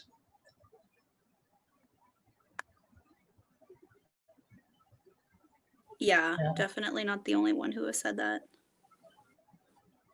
It's interesting. But yeah, are any of you on the mailing list? Because they did recently put out an emailing list where they had like a $5 Friday thing. They had a email of like all of their executives and what their top picks were for $5 Friday. I thought that was interesting. Oh, I didn't know it was just a Friday thing. I heard that they were having like a super sale, but I didn't check it out because I say this all the time, but I think my eyeshadow tastes have just evolved past Julia's place. Cat's knocking shit over. That happens.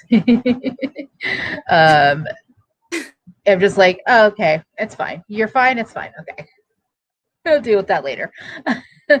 Yeah, I mean, it's just interesting. Like, and so some of the chat is talking about how they're getting tired of seeing black-owned brands release palettes full of these beige tones. And I understand it. Like, I understand releasing, okay, so like the 6-pan palettes. The first set, there was a nudes one and there was a more chocolates one. Now, I don't know if the chocolates one works or is useful for Black people in their makeup. I don't, because honestly, I don't feel like people that I follow in terms of makeup people are really even talking about Juvia's Place in their videos, but I thought at least that was an attempt to be like, okay, well, here's your beiges and then here's your browns or whatever. But then like seeing something like the Taupes palette that they just released, when I did see those swatches, I was like, yeah, I feel like they kind of missed the richness mark on that color story. Like I feel like there could have been a tone or two even deeper, and that is because other people kind of mentioned like, yeah, no, that's, I saw it and I realized like it's not for me, and I was like, oh yeah, those don't look, yeah, like yeah, no. Oh, that's true. And I The was just taupes talking one to did look very Audra. mid. So, and Legally Black Beauty made a good point. They should know better than to call the light beiges the nudes. I was just today talking to Audra about how I'm trying to say neutrals because nudes is not a real, like a nude isn't a nude. Those are beiges. Those are not neutrals. That are nudes. That's true. Beige is not a yeah. That's a good point. It's funny how changing language can be challenging even when I'm like, yeah, I'm working on it. And then I'm like, oh yeah, it takes work. It takes work. Um, but what? It takes Okay. I'll be right back.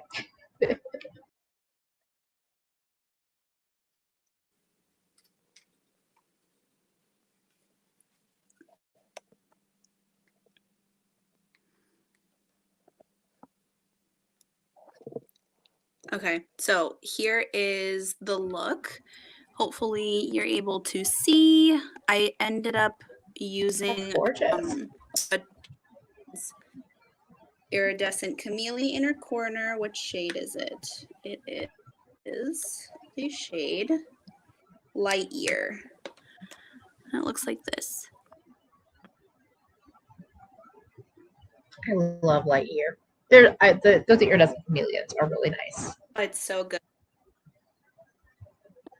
I'm trying to figure out what I want to do for my lip. So I have another product that's like somewhat neglected. It's the Bite Beauty Outburst Lip Stain in the shade Orange Fizz, which is more of like a red orange color. It's very vibrant. I don't know if it would it would definitely overpower this look. And then I have the Sheer Slick lipstick from e.l.f. in Orange Crush.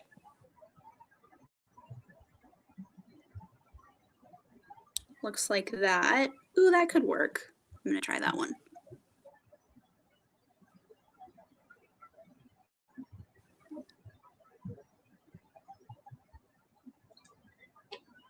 Yolanda being the researcher that we need in the world. And yeah, that's why like I don't want to be like, it doesn't even surprise me, but it doesn't. Yeah. Yeah, they could have called it the creams, the beiges, the the vanilla palette. There you go. It's the vanilla, although vanilla beads are even dark brown. So yeah. Exactly, Yolanda, investigator. Uh, I love that combo, Alex. Look at you. Thank you. Oh. What else? Oh, what else did I didn't actually say? Okay. Cream blush is the Flower Beauty Blush Balm in the shade Pinched. And then highlighter is Flexitarian from ColourPop.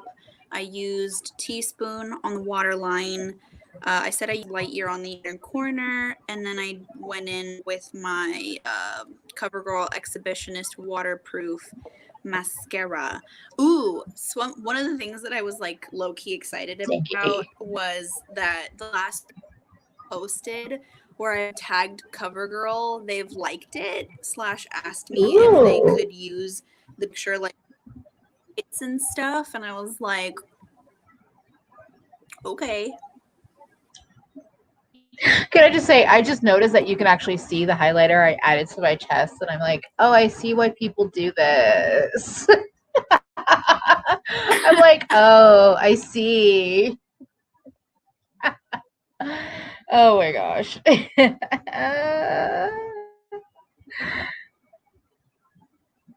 I like that you were like, I'm thinking about.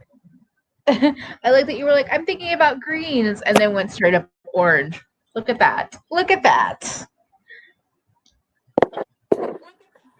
Well, orange with green details. I paid That's an true. homage That's to true. my green idea. It counts. I need to do this more often, obviously, because, like, I don't know. I didn't expect to even see it on camera, but. Oh, yeah, no, that makes sense. Highlighter on your boob. Yeah, yeah.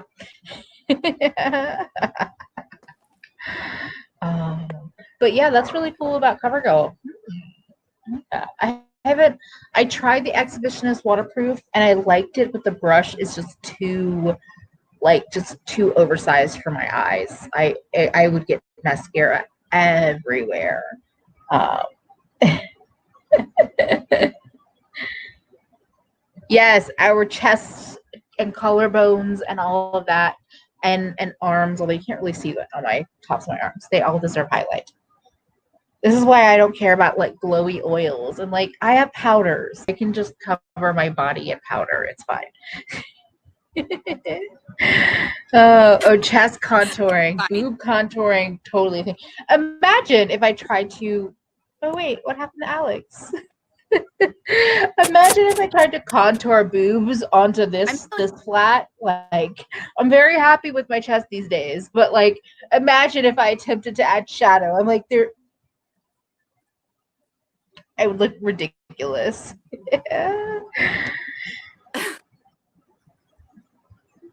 Yes, and I had to remind myself to pick up a big brush. Like I grabbed like a big this is the Cleona, like one of their I'll use it as a blush brush sometimes, but because sometimes I'm just lazy and I'll grab my highlighter, my little tiny highlighter brush, and I'm like, this is not fun. Just like doing this for 10 minutes. I feel like chest contouring is a Hollywood thing. Like I feel like maybe during the award shows they probably add some, but I think they probably do it in a way where it's not like internet noticeable. Whereas like people that try to recreate it at home, it's like you put mud on your chest. That's what that looks like. Yes, small boob community. I've loved like very open tops for the last couple of years because I'm finally like, fuck it, this is what I have. It is what it is. Oh, oh yeah, drag. That's also where you see it for sure. Wait, what is Thorn talking about? Somebody's like, tell us. Oh, I have no chest until it's cosplay time. That's fair.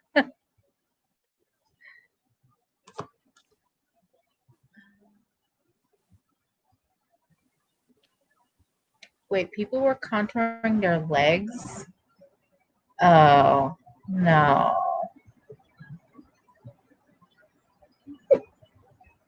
The actual silicone plate is not safe for work, but the fact that I accidentally made 10-pound boobs out of rubber. Wait, you made them? I think that's amazing. Wow. Also, a chest plate does look fun. I think drag as a whole, like it looks like a lot of work, but it does look fun. Somebody without boobs, I would be open to trying on a chest plate here or there. Be like, oh, that's what it's like. Huh. Okay. I see why you show cleavage. I mean, I get why people show cleavage, period, but I get it. I went down a rabbit hole the other night. I went down a rabbit hole. Oh yeah, go ahead. I went down a rabbit hole the other night watching Katie Lusterlux's video talking about her breast augmentation experience. And I don't know what prompted me. I think I was watching her IG stories and I was like, wow, her boobs look really good. And then I was like, oh wait, she did a video talking about her augmentation experience. I know she talked about getting a lift and also an augmentation. And I was like, oh, that's pretty awesome, because I know that it's difficult for a lot of influencers to be more open and honest about any kind of like body modifications that they do, because Yeah. it's such a polarizing topic. Some people are here for the transparency and other people criticize it. So I'm happy that she did it. But like, man, would I want to go up a cup size? I think I've talked about it before. Like, my boobs, they just start lower and they just like sit lower on my chest. So it's not that they're necessarily saggy, not that there's anything wrong with sagging. You know, it's a natural part of having breasts. It's just gravity. But I wonder, like, I have considered, like, if I were to ever get anything done to them, I probably would want like a lift. It'd be nice to have them start where I feel is normal, but then again, normal is a construct. So I'm happy with how they are. Not what's normal, where you would like them to start where you want them to start. That's all it is. You don't have to call it normal. Yeah. You want them to start at a certain place. Yeah. Yeah, like for me, my biggest, like, I've grown to, because I've always had a flat chest. I've like, it's something that I've grown to love, but I still, like, for me, yeah, a lift, and I think it's because of society and everything. So like my actual like nipples, I'm very downturned, even though I'm flat, and I'm like, if I could just lift where they were basically like more straight on, like where, like, it wasn't just like, oh, there's the bottom of my boob, that's my nipple, okay, cool. Like, I would think about that, or even I would be open to like a cup size, but I get why people do it, and I like people that are transparent. I get what maybe not wanting to talk about it in the way that like Katie has talked about it, or other influencers that have talked about it. But I think it is cool to hear about it, because I don't think there's anything wrong. Like, even as somebody that's all like body acceptance, fat liberation, body liberation, I still think you can want to do something to your body just because you want to do it, and you want to look this, and like, you're like, I just want more boobs. I just want to have more boobs. Okay, it's where I get very like concerned or worried when it's like, oh, my man wants me to have more boobs, or my man wants me to have a bigger ass, or like, or really not knowing that you're being influenced by by like everything around you in the world, and just doing it because you feel like you should do it because that's what a woman should or shouldn't look like. So it's a complex thing, but like, I'm not anti any of those surgeries, to be honest. Yeah. Ah, fat grafting. There's that. Oh wait, I can't hear you, Alex. Whoops, I muted myself. Okay. It was me and I had the money to do anything, I wouldn't.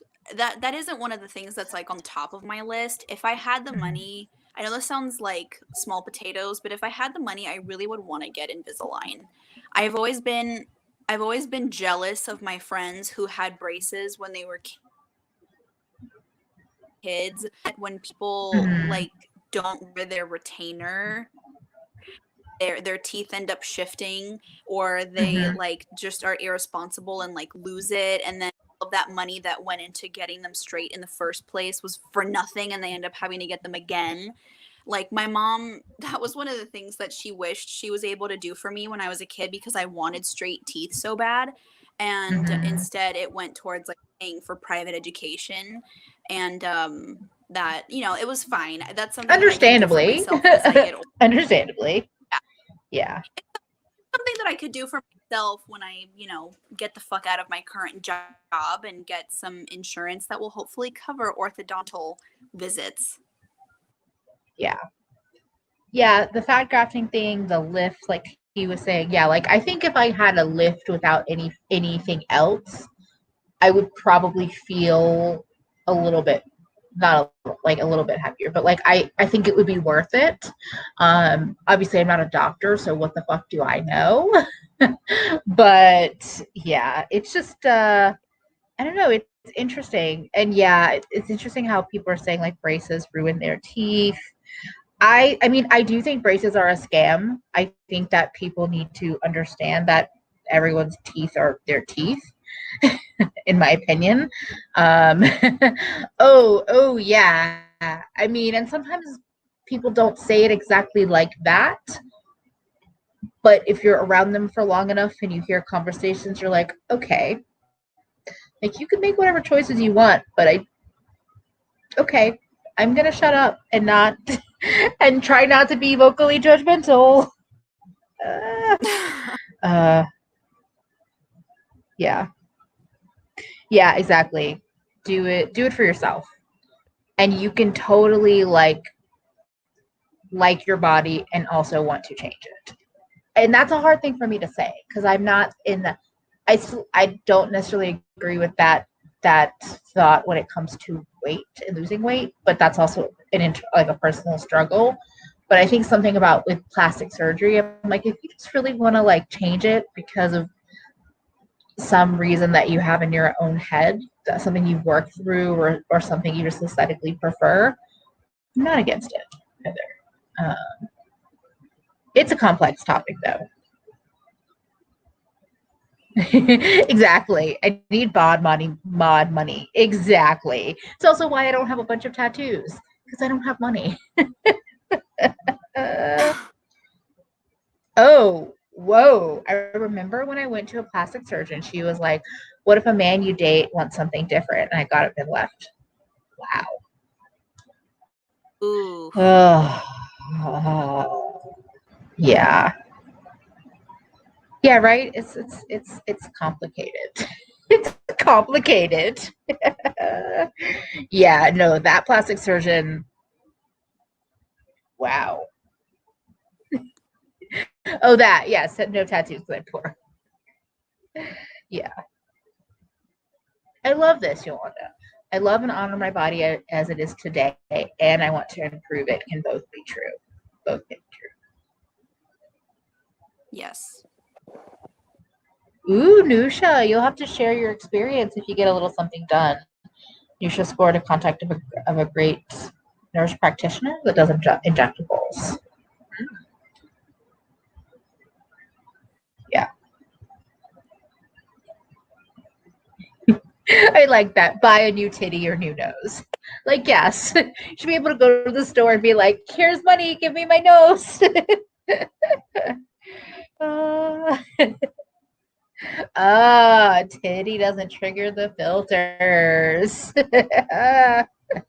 Oh, doctors can say a lot of things to your face that are disrespectful and terrible and still be doctors. Stories. There are stories. Anyway, this has been really fun. Unless Alex, you have anything else you want to talk about, or if anybody else has any topics they want us to talk about. Otherwise, I'm also good with wrapping it up. Totally open.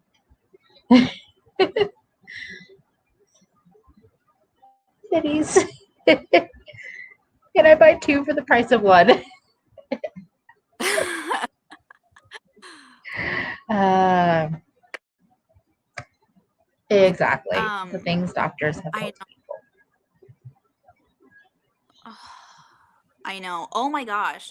Speaking of like doctors saying things that they shouldn't, thankfully I've never had a situation like that where I've been told something wildly inappropriate by a doctor, but I'm not gonna, I mean, I went to school, so I went to college with people who were planning on going to medical school. And there were so many people that I knew that were planning on becoming doctors slash are already in medical school. And I'm like, you are such a fucking skis ball. I feel so bad for whoever is your doctor. I wish that there were ways to like report slimy people before they even become doctors, but unfortunately such a system doesn't exist yet. I think about that with like because I like podcasts and I know that there's a real story, but the podcast is called Dr. Death. And I'm like, I feel like he was the kind of sleazeball dude that like if somebody had reported him early on, it could have stopped a lot of really terrible things. Let's just say that. Bogo titties sound like a good time. I bet they could.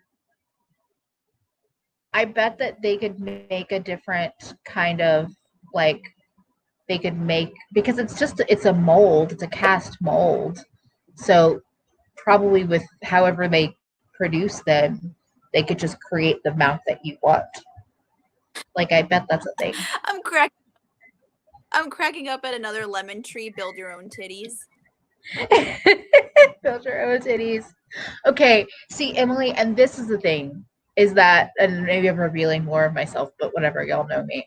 I've actually always, I think like I don't know, I think nipple piercings are like fucking beautiful, and I would get mine done theoretically, but I don't like where they are. I like how they hang, and I'm like, yeah, I don't want to highlight that. I would like to highlight them if they are like in a spot that I like better. I almost said normal, and then I changed myself. Yeah, whatever. But yeah, like, but I think that's hilarious that your titty piercings are buy one get one.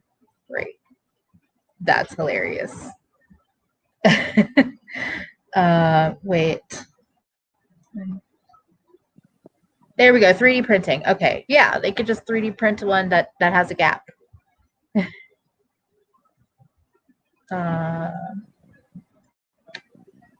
Ooh, yeah, Color Rain was out of the singles that I wanted before I even like they've been out of them for a long time.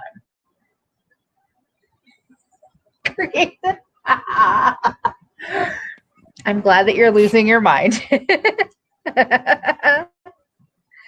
Oh my goodness. Some Build-A-Bear. Just Build-A-Bear your body. Build-A-Bear was one of those things that low-key. Yeah. Build-A-Bear was one of those things that like I always kind of wanted for myself, but I never like I always felt like Build-A-Bear was like oh no, you froze again. In elementary school. Oh My no. parents weren't particular. Huh? What was the last thing you heard me say? There was something about Build-A-Bear, and then I didn't hear anything, and then her parents were too cool or something. Oh, yeah. So there was a girl that I went to elementary school with, and she had a couple of Build-A-Bear Workshop teddy bears, and I always thought that they were so cute, and I always wanted one for myself. But I kind of already knew that I always perceived Build-A-Bear as like the place where people with shmoney go to have teddy bears built for them. So I never went, but I always saw the commercials and I secretly always wanted one, and a part of me still kind of wants one. I just have to laugh at also I have opals on my titties. That is a line if there ever was. Yeah, I think I was already past the age of like wanting stuffed animals when Build-A-Bear became a thing. So, yeah. That's very true, Olivia. A lot of people who get the chance to go to med school tend to be privileged white students. So I'm not surprised they can be insensitive assholes. Nail on the head. Very true. And this medical school treats empathetic people like garbage while stroking everyone else's ego. Yeah. You have cotton candy titties. That's what you have, Emily.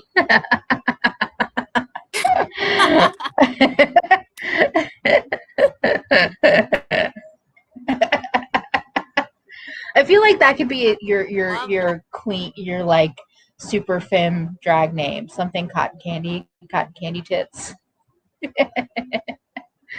I don't know. Another lemon tree.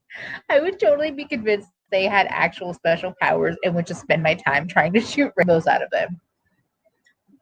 That sounds like a time well spent. Like a great time. I love that these are where these live streams can go. Just like makeup, inclusivity, cotton candy tits, like yeah, all of the above. Oh yeah. Yes. What would people have to watch? I mean, yes, the looks that you did, the look that you did came out really great. I liked the way that my look turned out. But what other we gotta have something, we gotta spice it up somehow. Yes. I just realized, wait, your two eyes. I think I just now realized that the two eyes are different. Or it's just the angle. It's no, just okay. the angle. It's just that I did the same at that angle. Okay, yeah, at that angle, the one eye looked like it was like all orange and the other looked golden orange, but now I see. Yeah. Makeup, inclusivity, magic titties.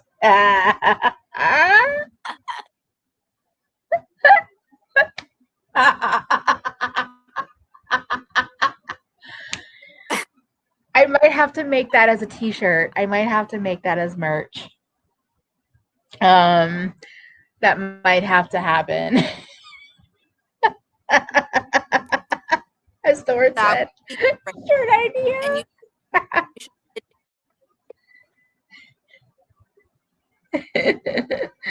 Oh, you're breaking up again. Oh, we have rage. Yes, we have rage. no. I thought you said we have rage. I'm like, yeah, we have rage. Like I rage. We also have rage. Yeah. Yeah. One in chat for merch for that merch.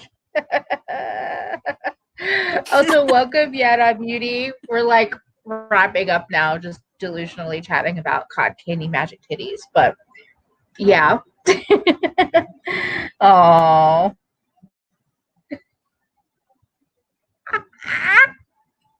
Julie, I was done.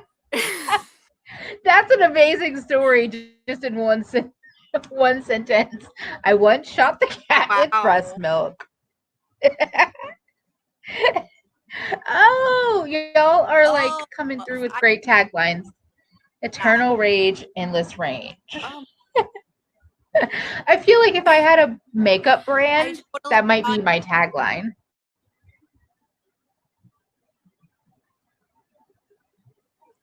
Oh my goodness. Wait, which eyeshadow palettes did you get?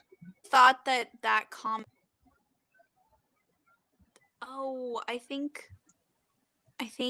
I don't know if it was Nusha whose picture I commented on, but I think Nusha got Electro Turquoise, Sci-Fi Green, and Astro Pink. Yay! Is that right? Did I get it right?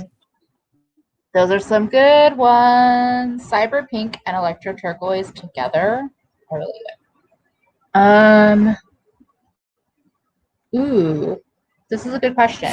Does anyone have an amazing black potted eyeliner recommendation? Inglot 77. Okay. Yeah, I don't know what I feel like I heard at one point in time that like a Maybelline potted gel liner was good, but I don't really use Dose of Color Shady. Okay.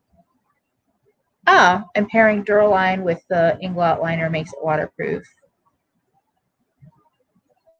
A +1 on Inglot. Yeah, I'm trying to think of. What is your favorite black liners, Alex? I know you don't always use you don't use potted, but what are your favorite, like pen or whatever that you use?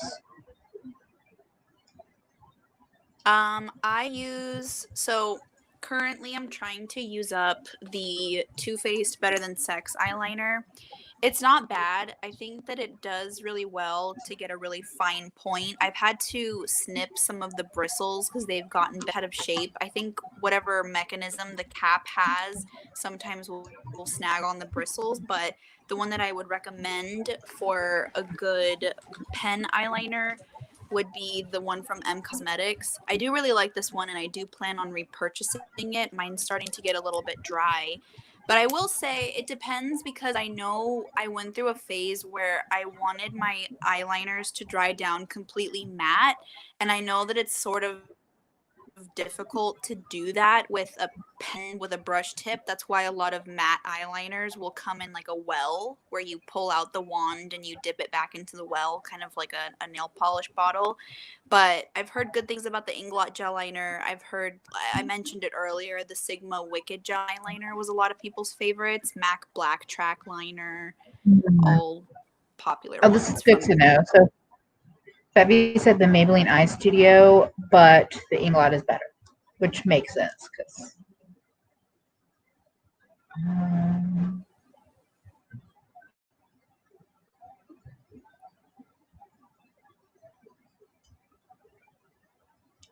I wonder if Duraline, if you can order it, if Macy's has Inglot online. I wonder if you can order it there. I feel like I've seen it around.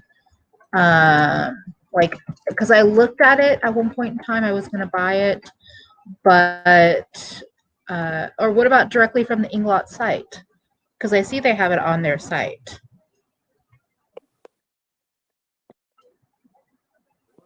So, I don't know. I think there might be options.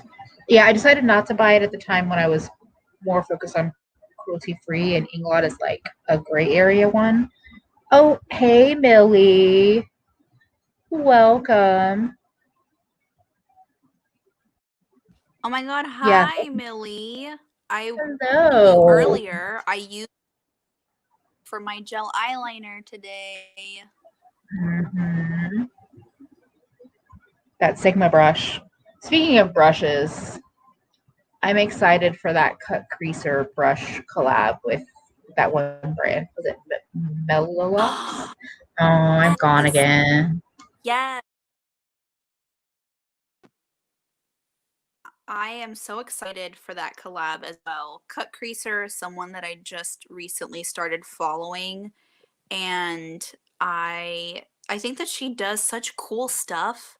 She has really good skin. I know that sounds a little creepy, but she has really good skin, and I'm totally here for her brush collab. Oh, Millie, I was talking earlier in the stream about how I feel like it's hard to tell if the difficulty that I have with applying gel eyeliner with that Sigma brush is because of the brush, or if it's because of the formula of the melt liner. To me, it's kind of like pudding, like it's really, really soft and like doesn't have a lot of like structure to it.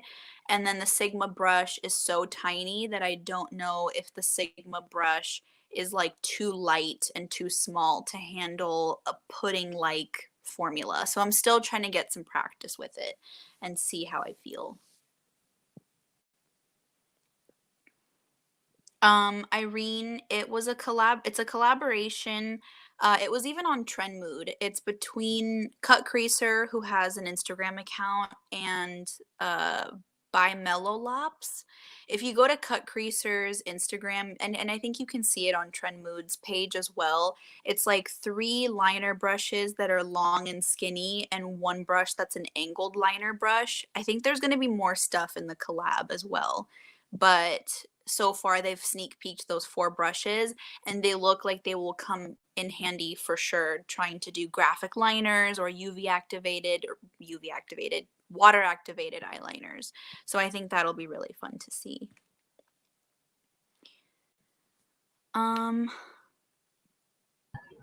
Sorry about that. I don't know what's going on, and so I'm just on my laptop camera because I know we're winding down. But I dropped a like I'm so excited about, and then fell out. But yes, I'm excited about that that collab. I think that's gonna be pretty cool. The cut creaser one. Yes. Oh, Nusha asked if I have any advice on getting a symmetrical wing. For me, I have had to get used to doing liner on my eye shape. And I think it's more so just like trying to figure out what type of wing you like doing, if you like a more exaggerated wing versus something that's a little more subdued. For my eye shape in particular, like if I relax, I have to angle my wings so that it doesn't get lost in this outer part of my hood. So I have to relax my eyes as much as I can so that when you see it from the profile view, you can see that I'm wearing winged liner. I didn't know that my eyes were partially hooded for a long time. So when I was in college, I was completely just going off of what my eye looked like when it was closed. And then when I would open my eyes, I would have angled it so far into my hood that it just looked like I wasn't even wearing winged eyeliner anymore. So I had to get used to relaxing my eyes and making sure that I put the wing low enough that you could still see it when my eyes are relaxed. And I think practicing with tape and angling the tape so that you can get a very clean edge and be able to at least have somewhat of a visual for where your wings are going to sit. And also practicing with eyeshadow helps a lot too. Yes. So this link, so there's a collab, there's a creator, their handle is Cut Creaser, and they're really amazingly talented at graphic liner, and they are collabing with a brand called by Melolops, which I have never bought from, but they are doing a brush, at least part of the collab is a brush set.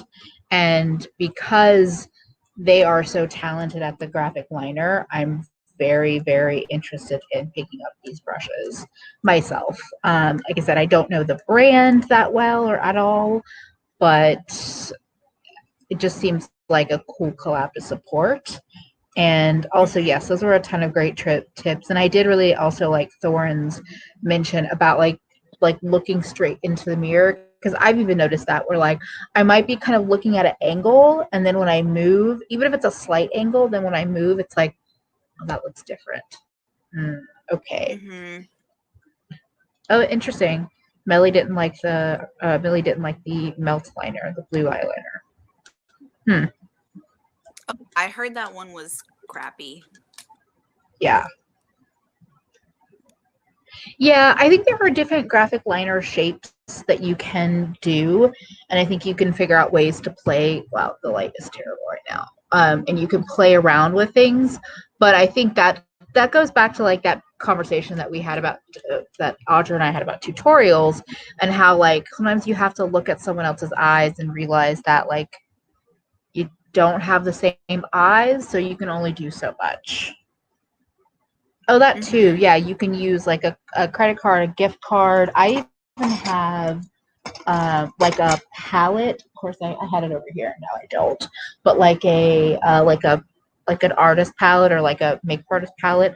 Like I have a really heavy metal one that I think I got when I got like one of those depotting spatulas. But I think it would be good to like hold up against your face and do that.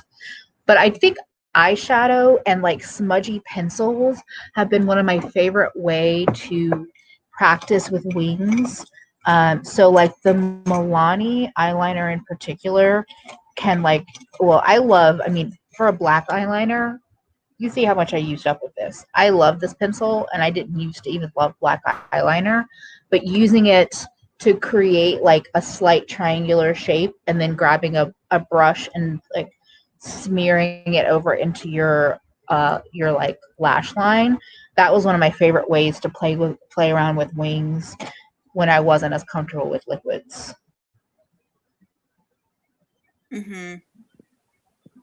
Oh no. Mo, You should reach out. Depending on how it broke, I actually wanted to say this in a stream or say this live. Propa wants to hear feedback if you're having issues with your lipsticks, like breaking easily or getting off track from the bullet. Because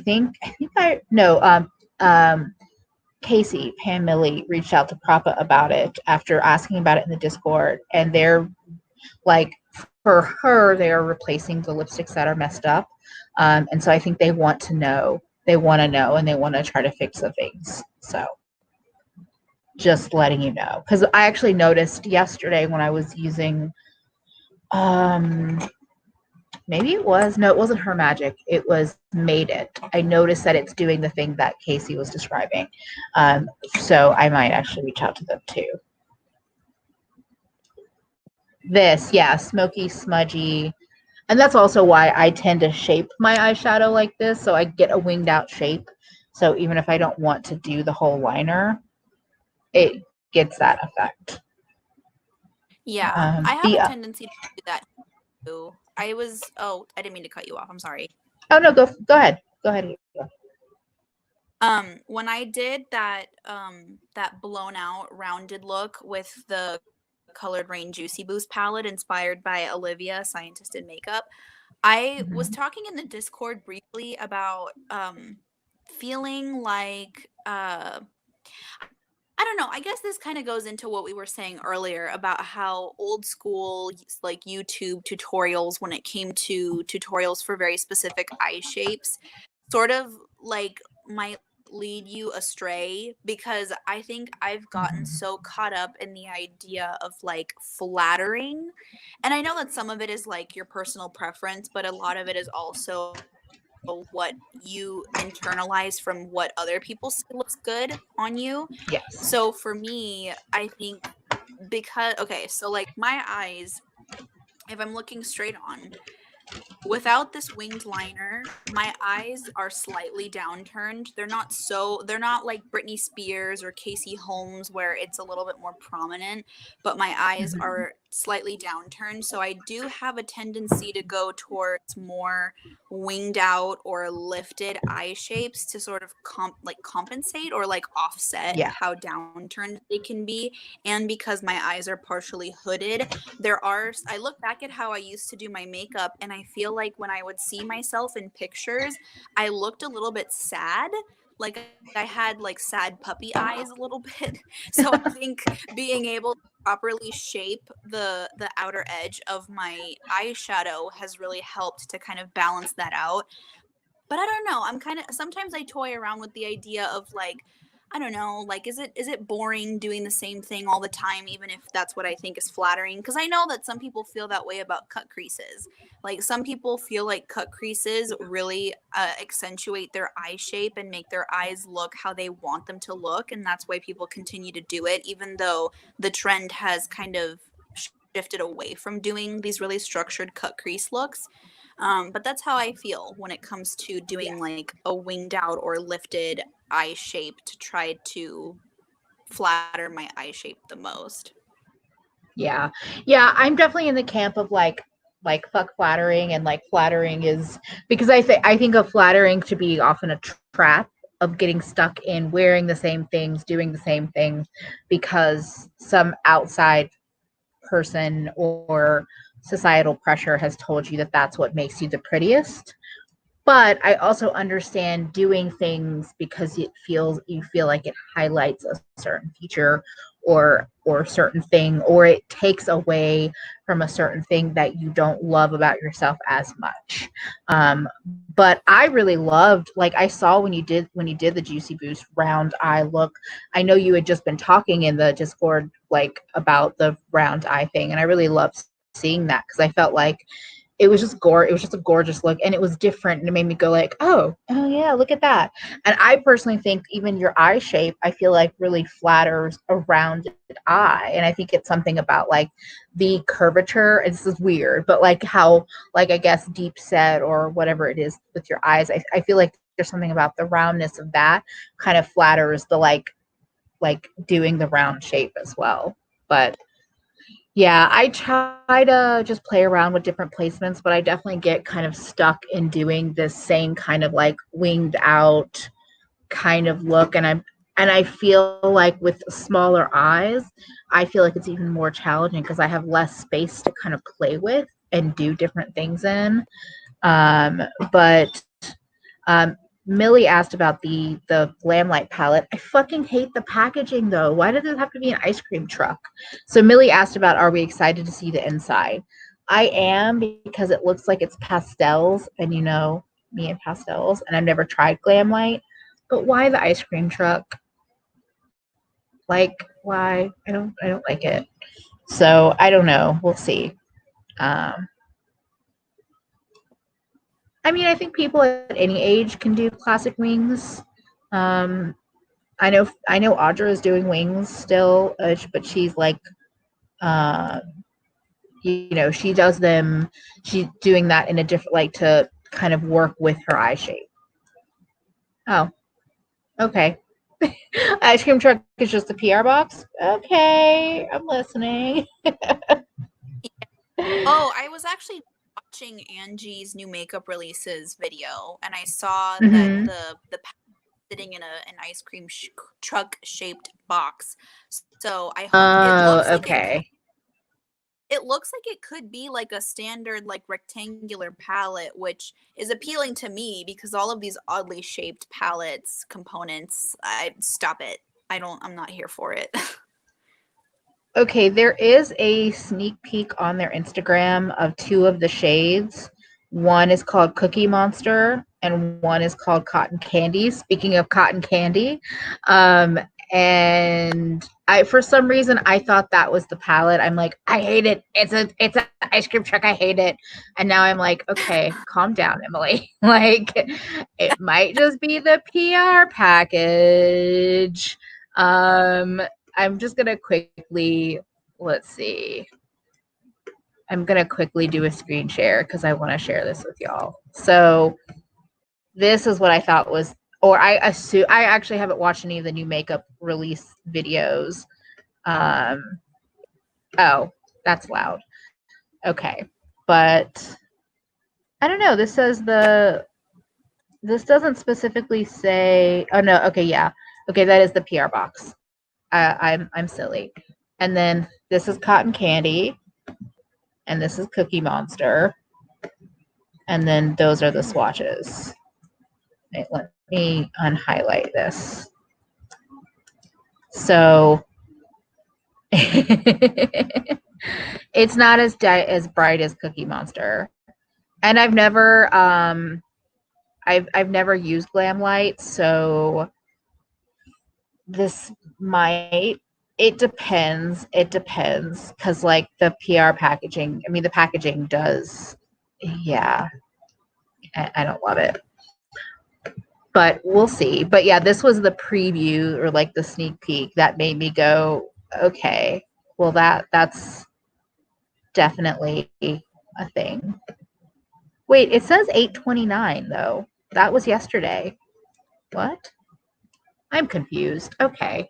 I'm gonna Wait, stop screen sharing because what? wasn't that in reference to the fact that the sneak peek was coming on 8/29? I don't know. It just says, "Are you ready for 30 delicious flavors?" 8/29/20 with a tongue out. So I would have read that as showing it, but I guess the PR release was there what they were referring to. Yeah. Yeah, I don't know. I feel like so many Yeah. people in the community have said things about Glam Light's formula, but for some reason Mhm. I don't. It's one of those brands I'm not really that drawn to, but I'm happy that other people are enjoying their products. Yeah, I agree with that.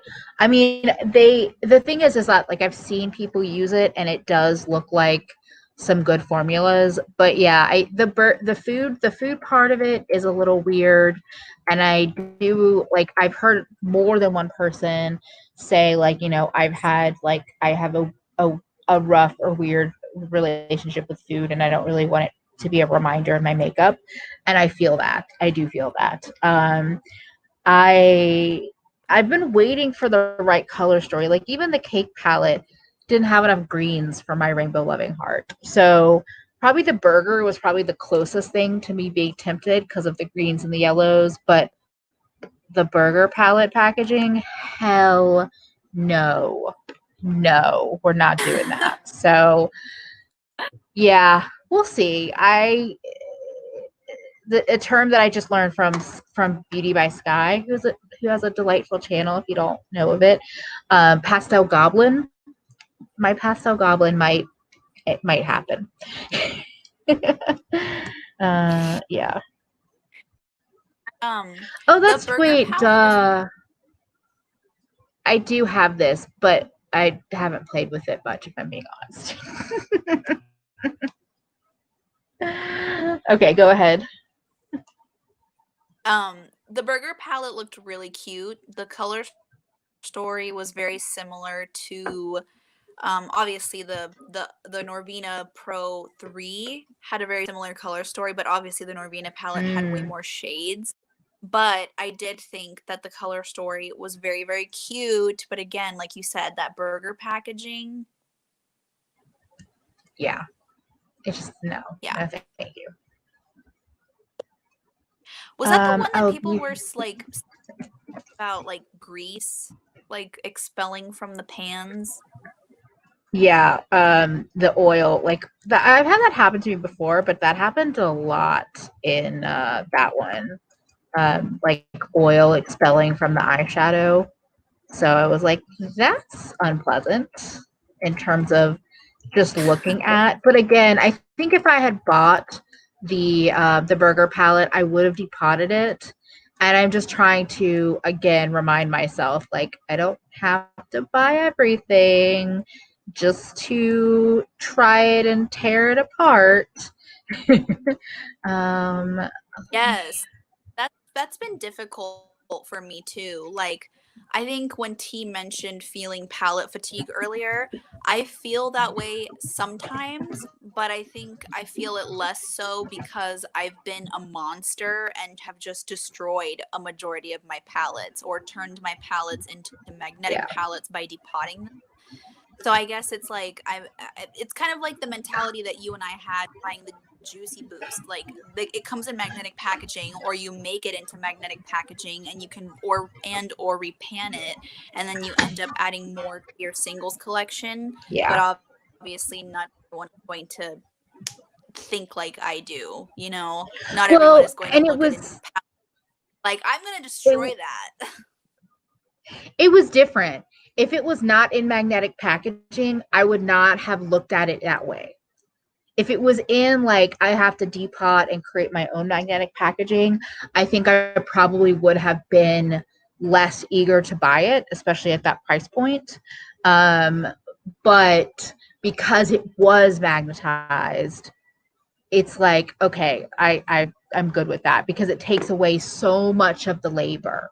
Because that's my thing is like, okay, you charge me more, but you've also taken away all of that labor. So yeah, I think it just depends. It kind of depends in terms of what it is. With Glam Light, I might depot it. Like if it's a pretty palette with shimmers and mattes, then I might consider getting it and then down the line or thinking about depotting it. But I'm trying not to think about it in that way because that can also compel me to buy things that I like don't actually in the long run feel like, not that I don't need, because makeup needing is a whole other conversation, but more of that I don't feel like I've gotten my return on investment. Yeah, and that's the thing is that, like, if it's already magnetic, that's a different story altogether. But when you have to turn it into a palette, I've broken shadows and then have to repress them, and I'm better at it, but I don't want to have to do it. Yeah.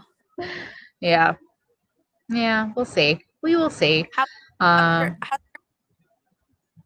there been another release that you can think of? Because I know we talked on the Discord about thinking about the new Urban Decay Stone Vibes palette as being a palette that you and I definitely would feel inclined to depot it. Well, not so much anymore because I've seen videos about it. Like I know Betty Jean just posted a video about it today, and Sarah Rose, I follow her on Instagram. She showed it in a Reels on Instagram, and it doesn't seem quite texturally interesting as I would like it to be, but initially when I saw it, I was very much like, ooh, I want to get it so I can destroy it.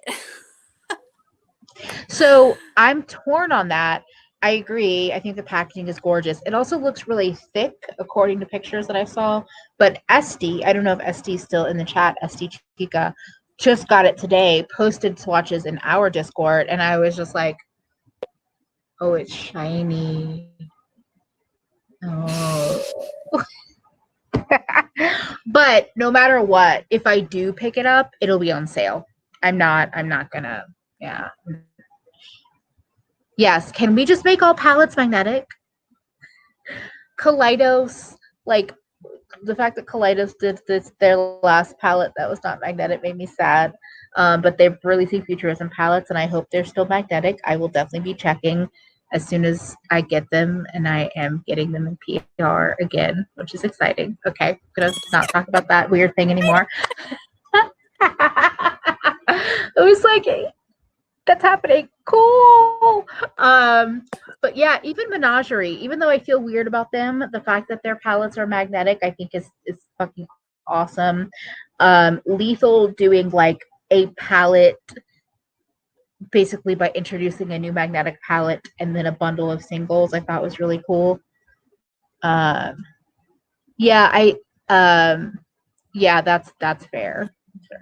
And this, like, if they had just made it all shimmers, I would have been so much more excited. Oh, thank you, Feffy. But yeah, even the lip bar, those face palettes look really cool. I've said this before, I want a brand to do a customizable face palette. And it's really theoretically the components of it is not as challenging. It's definitely not even as challenging as like doing the singles as customizable. Mm-hmm. Yeah, make everything magnetic.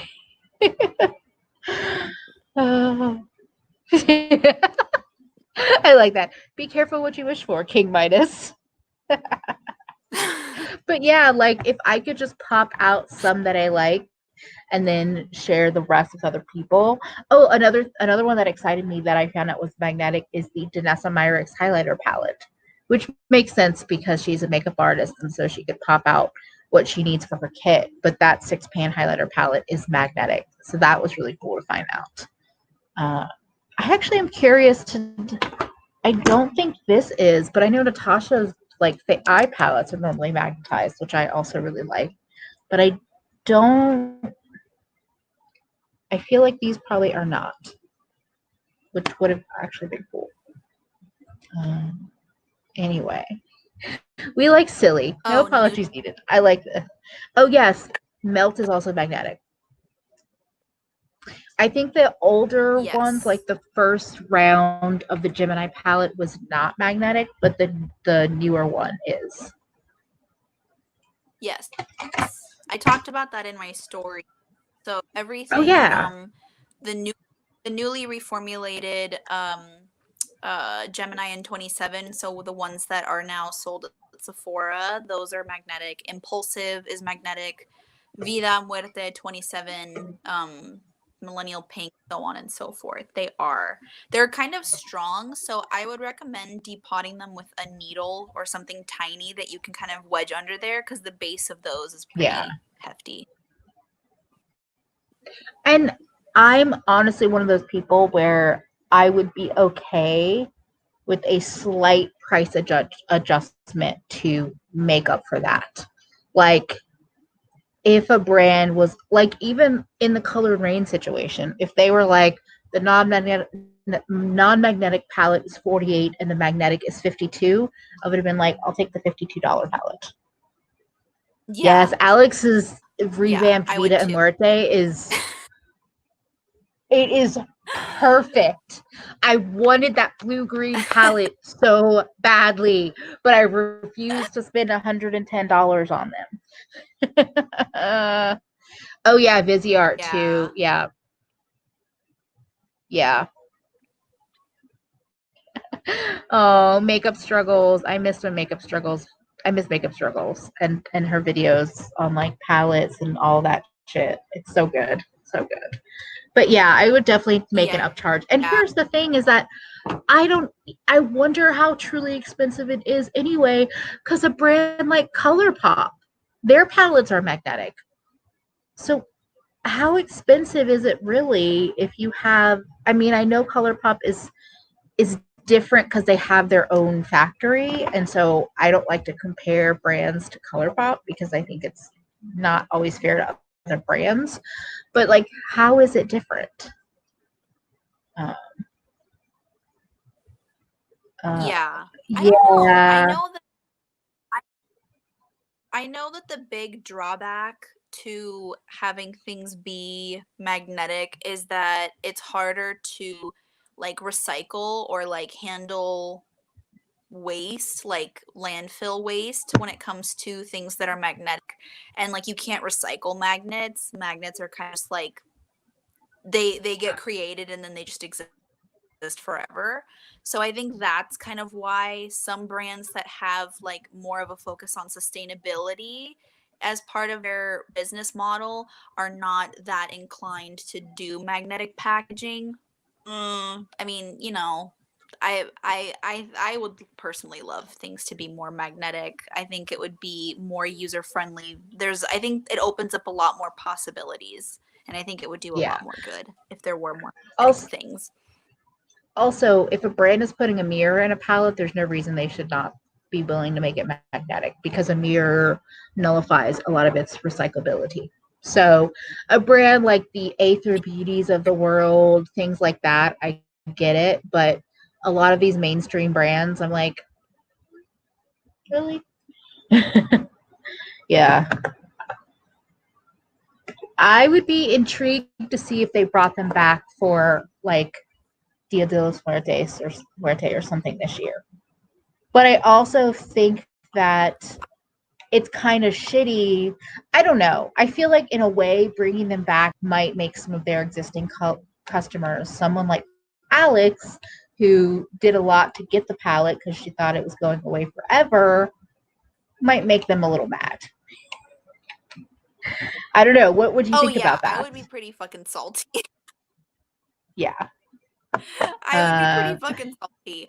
But I don't think that I would be salty to the point where I think that shouldn't bring it back. I honestly think that a reason why they haven't brought them back is because, or I think a reason they haven't brought them back could be a couple of things. I think it could be availability of the pigments that they used to produce the shadows because they Mm-hmm. are very richly pigmented. Another thing could be that it would cost a lot of money to repackage them because they did collaborate with an artist on the artwork for the packaging and the unit cartons, and they probably had a very specific deadline for when that contract would be over, and they can no longer distribute the palettes with his artwork. So I think there are a couple of things at play for why That's I fair. haven't been able to bring them back. I wonder if they re-release them with simplified packaging, if people would care as much. And yeah, Makeup Struggles took down their entire channel. They were just like, I'm done with being on the internet, which is fair. They have a whole other career outside of like YouTube was not their job, but they this whole like redesigning palettes thing, both virtually like with Photoshop, and also like the duping the vibes. Like I would put that on Makeup Struggles that it started with her. She might not have been the first, but I feel like for a lot of us smaller, like indie makeup lovers, smaller creators that have grown into bigger creators, that's where we saw it at. So, yeah. Um, but yeah, the artwork part of it, like I think if it were to come back, if it were to ever come back in full, I might be tempted to buy it. But I also have a weird Melt makes me feel weird in terms of how they like just how the owners how I've seen them behave themselves on the internet. And that's my own personal issue. Yeah. Like, I personally limit the brands that I feel comfortable buying from because I do judge in that way. But I do think that I mean Feffy, I think this is something Feffy said from the first when Millennial Pinks was happened. Feffy is the one that put it into words. Melt peaked at Amor Eterno. And I would not disagree. um, yeah, her content and commentary was top notch. Oh yeah, no, I loved her. I was gonna say that I completely agree with Feffy. I think what was weird was that they also had ooh, did the radioactive palette come out this year? Or was it I think last? so. I don't remember. But I think when they started going down this route of, turning a lot of their older Oh no, it was palettes last year. into, or Maybe like old, summer or it was fall. last year. Okay. Yeah. I think what was difficult is that they made their name with the stacks and started to make regular flat lay style palettes with Gemini and 27. I think they were definitely on a good trajectory because Melt produced Gemini and 27 back in 2018. And then I remember that same year for holiday 2018 is when they did the Smoke Sessions palette. And then you have like all these other palettes that came out throughout the year. I don't know. They had the Impulsive palette when they got into Sephora, and then I think Radioactive probably came out like in the late summer, and then you had Amor Eterno, and it was like, whoa, they really like outdid themselves. They had all of this creativity and like just beauty that was produced in the collection. It was so aesthetically pleasing. So many people had a lot of good things to say about it. And then your first palette release after Amor Eterno is Millennial Pinks, and it seemed like Millennial Pinks just was a total flop. I know that there were some people that had a really good time with it, and it was fine.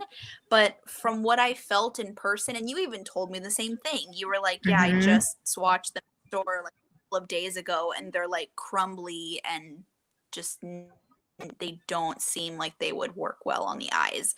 And so I was just like, okay, that's weird. Maybe it's like a one-off thing. And then I don't even remember what they came out with after that. Was it the Rust palette? I don't know. Like Rust and 420 was just kind of like, okay, you didn't need to bring out both of them.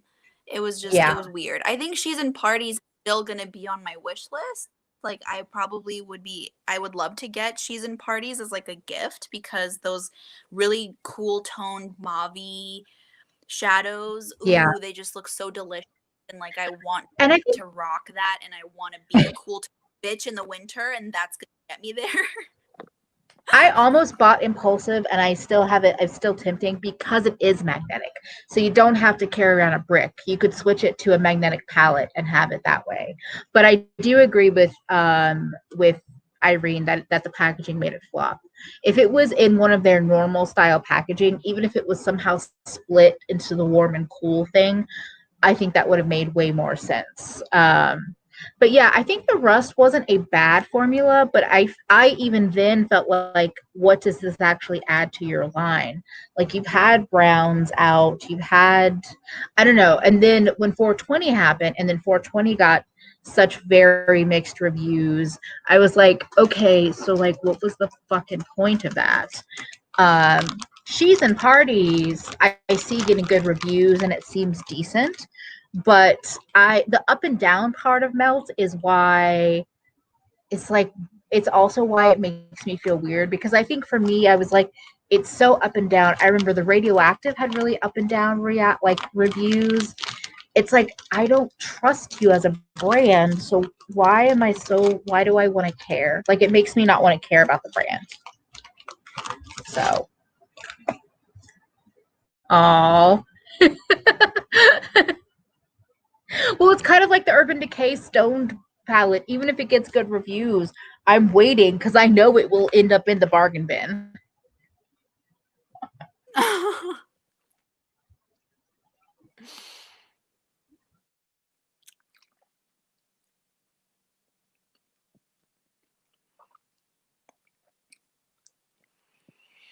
Yeah, Impulsive for me was, I don't know, Impulsive for me was just odd, not just because of the packaging, but also because I didn't like that the cool tone side was completely shimmer shades.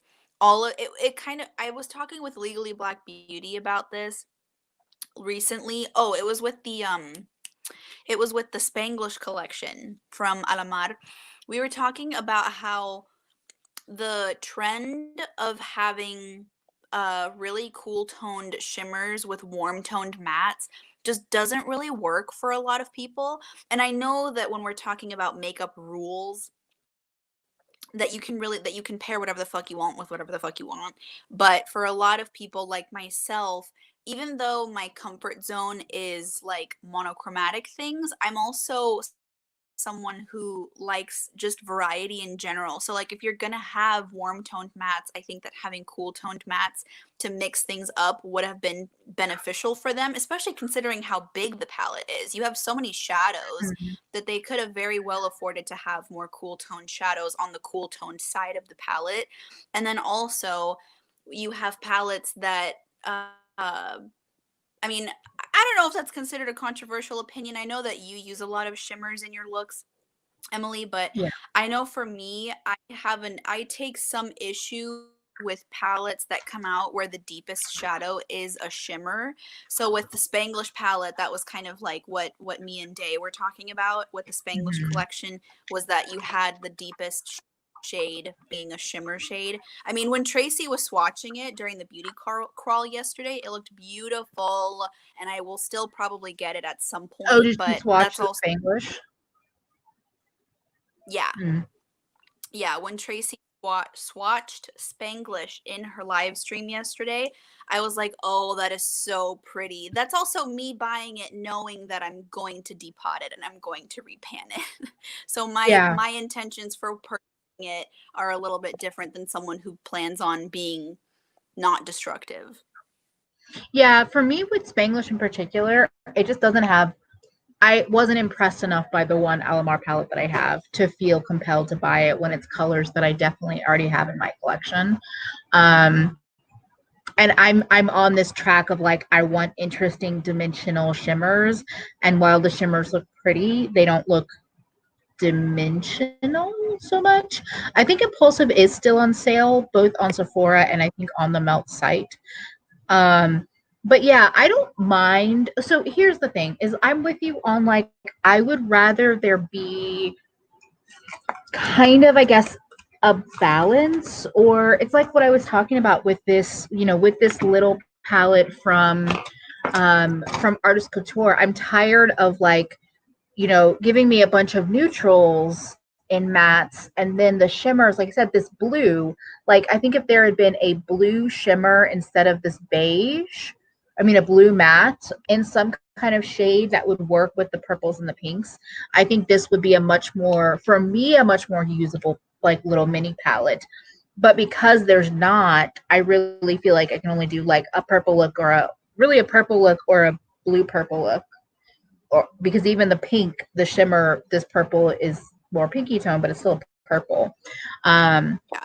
but yeah, I don't know. I think with Melt too, yeah, I don't feel like there's a color story that's been like, oh yeah, that is for me. Like with Vida and Muerte, I really liked the shimmers in Muerte and the greens and the yellows in Vida and the deeper tone blues in Muerte. I was like, that would be outside of my comfort zone of would I be open to trying them, but I didn't want to buy two palettes and I didn't want all the browns in Vida. So it Mhm. was just like they just never quite do it the right way for me. And then I feel like even if I bought them and depotted them and used them as singles, I don't know. Like I should do that with my Gemini palette to see if I get more use out of it. Because right now it's not something I reach for. If I want greens, I have like so many beautiful, unique singles in my collection that I reach for first. So Mhm. yeah. Yeah, well, going back to what Wanda was saying and what you were saying about Gemini, um, I have Gemini and I was considering using it for today's look, but I feel like I'm actually kind of glad I didn't, because there are so many times where I've tried to use Gemini with the best of intentions, and almost every single time I use it, I don't like how my look turns out. I love the color story and I think it's very pretty, and like T said, it was unique at the time, but I feel like the formula for me was harder to work with. Like I have set my primer to make things a little bit smoother so that I don't have pigment sticking down in one place and not wanting to budge. I've not set my primer. I've used a bunch of different primers, and like the greens are hard for me to work with, and I don't know if that's like an experience that other people can relate to, but I have had so many issues with Gemini that it just makes it so that I don't really want to use it anymore.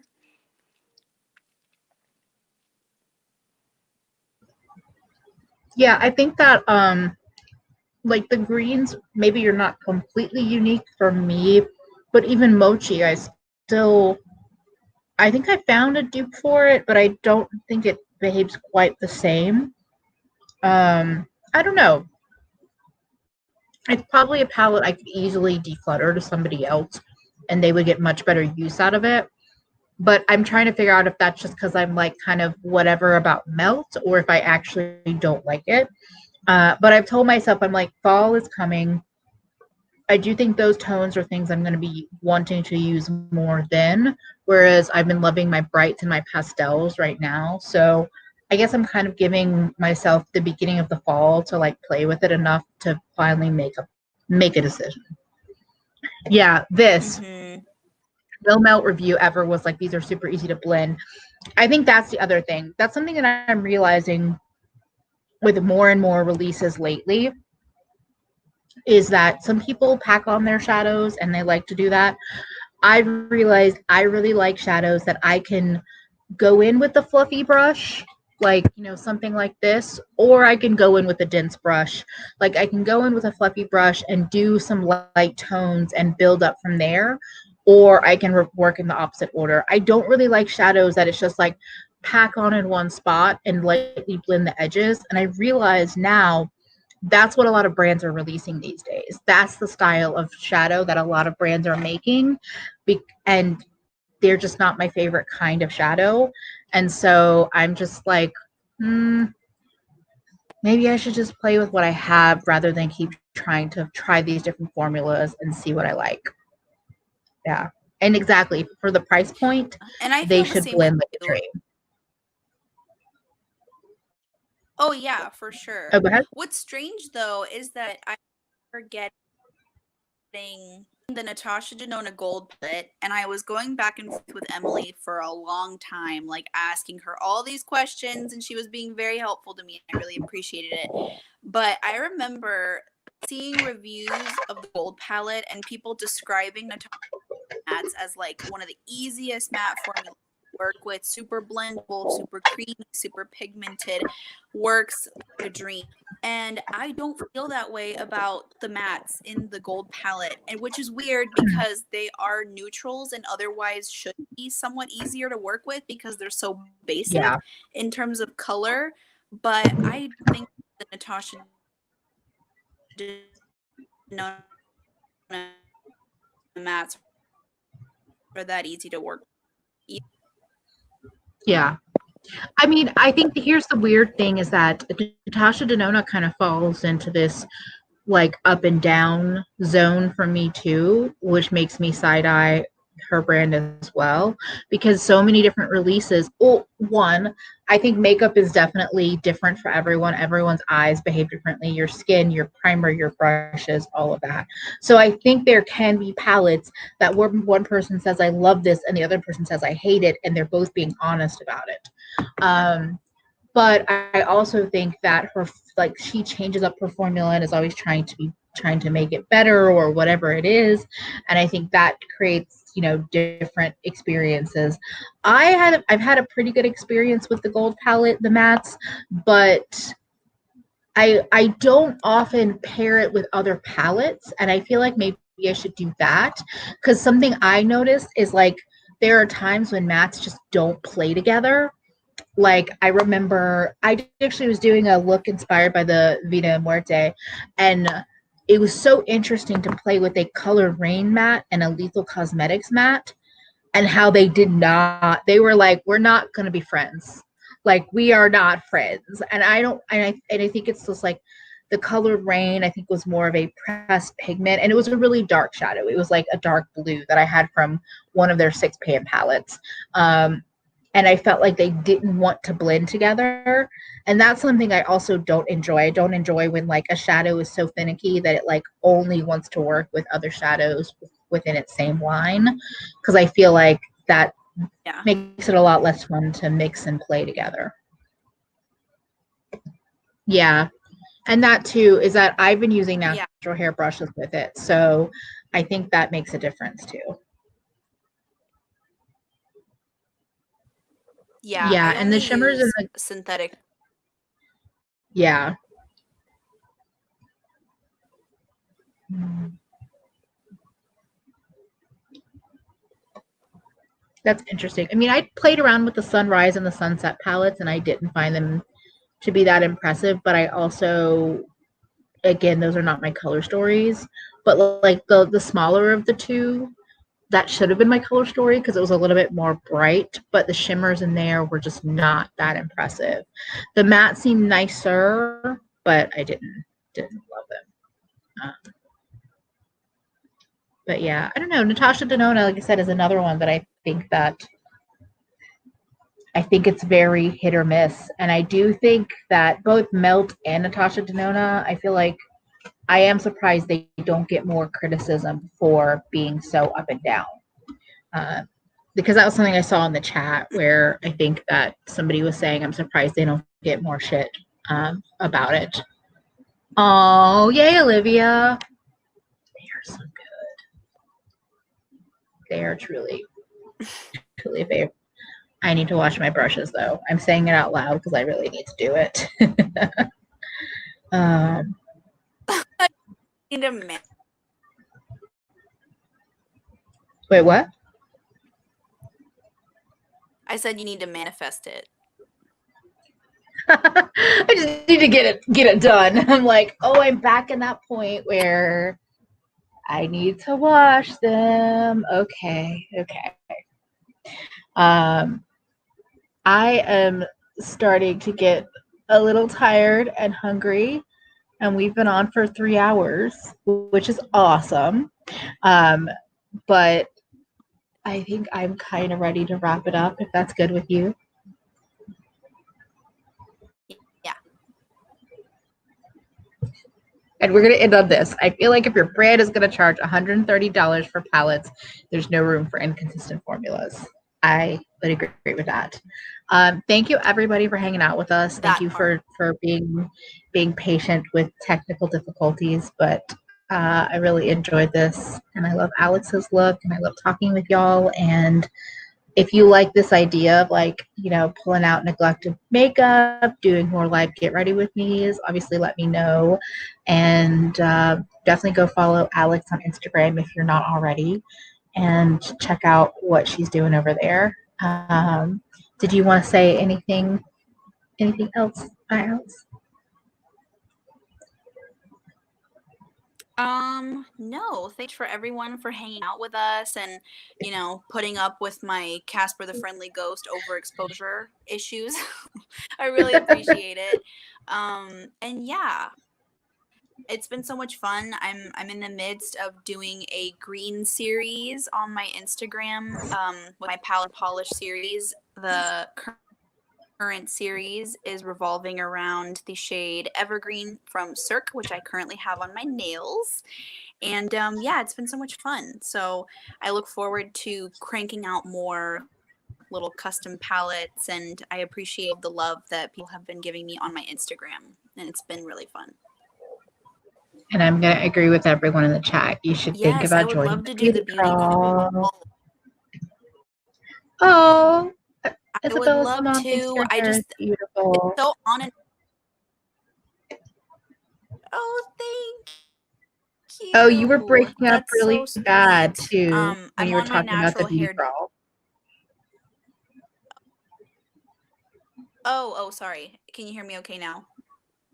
Yes. Okay. Yes, I would love to join the beauty crawl for sure. I know that there are so many other people that like they can only accommodate for so many of them, but I will definitely join the beauty crawl at some point in time. I want to be able to give There other is space people, for everyone. the space because yeah.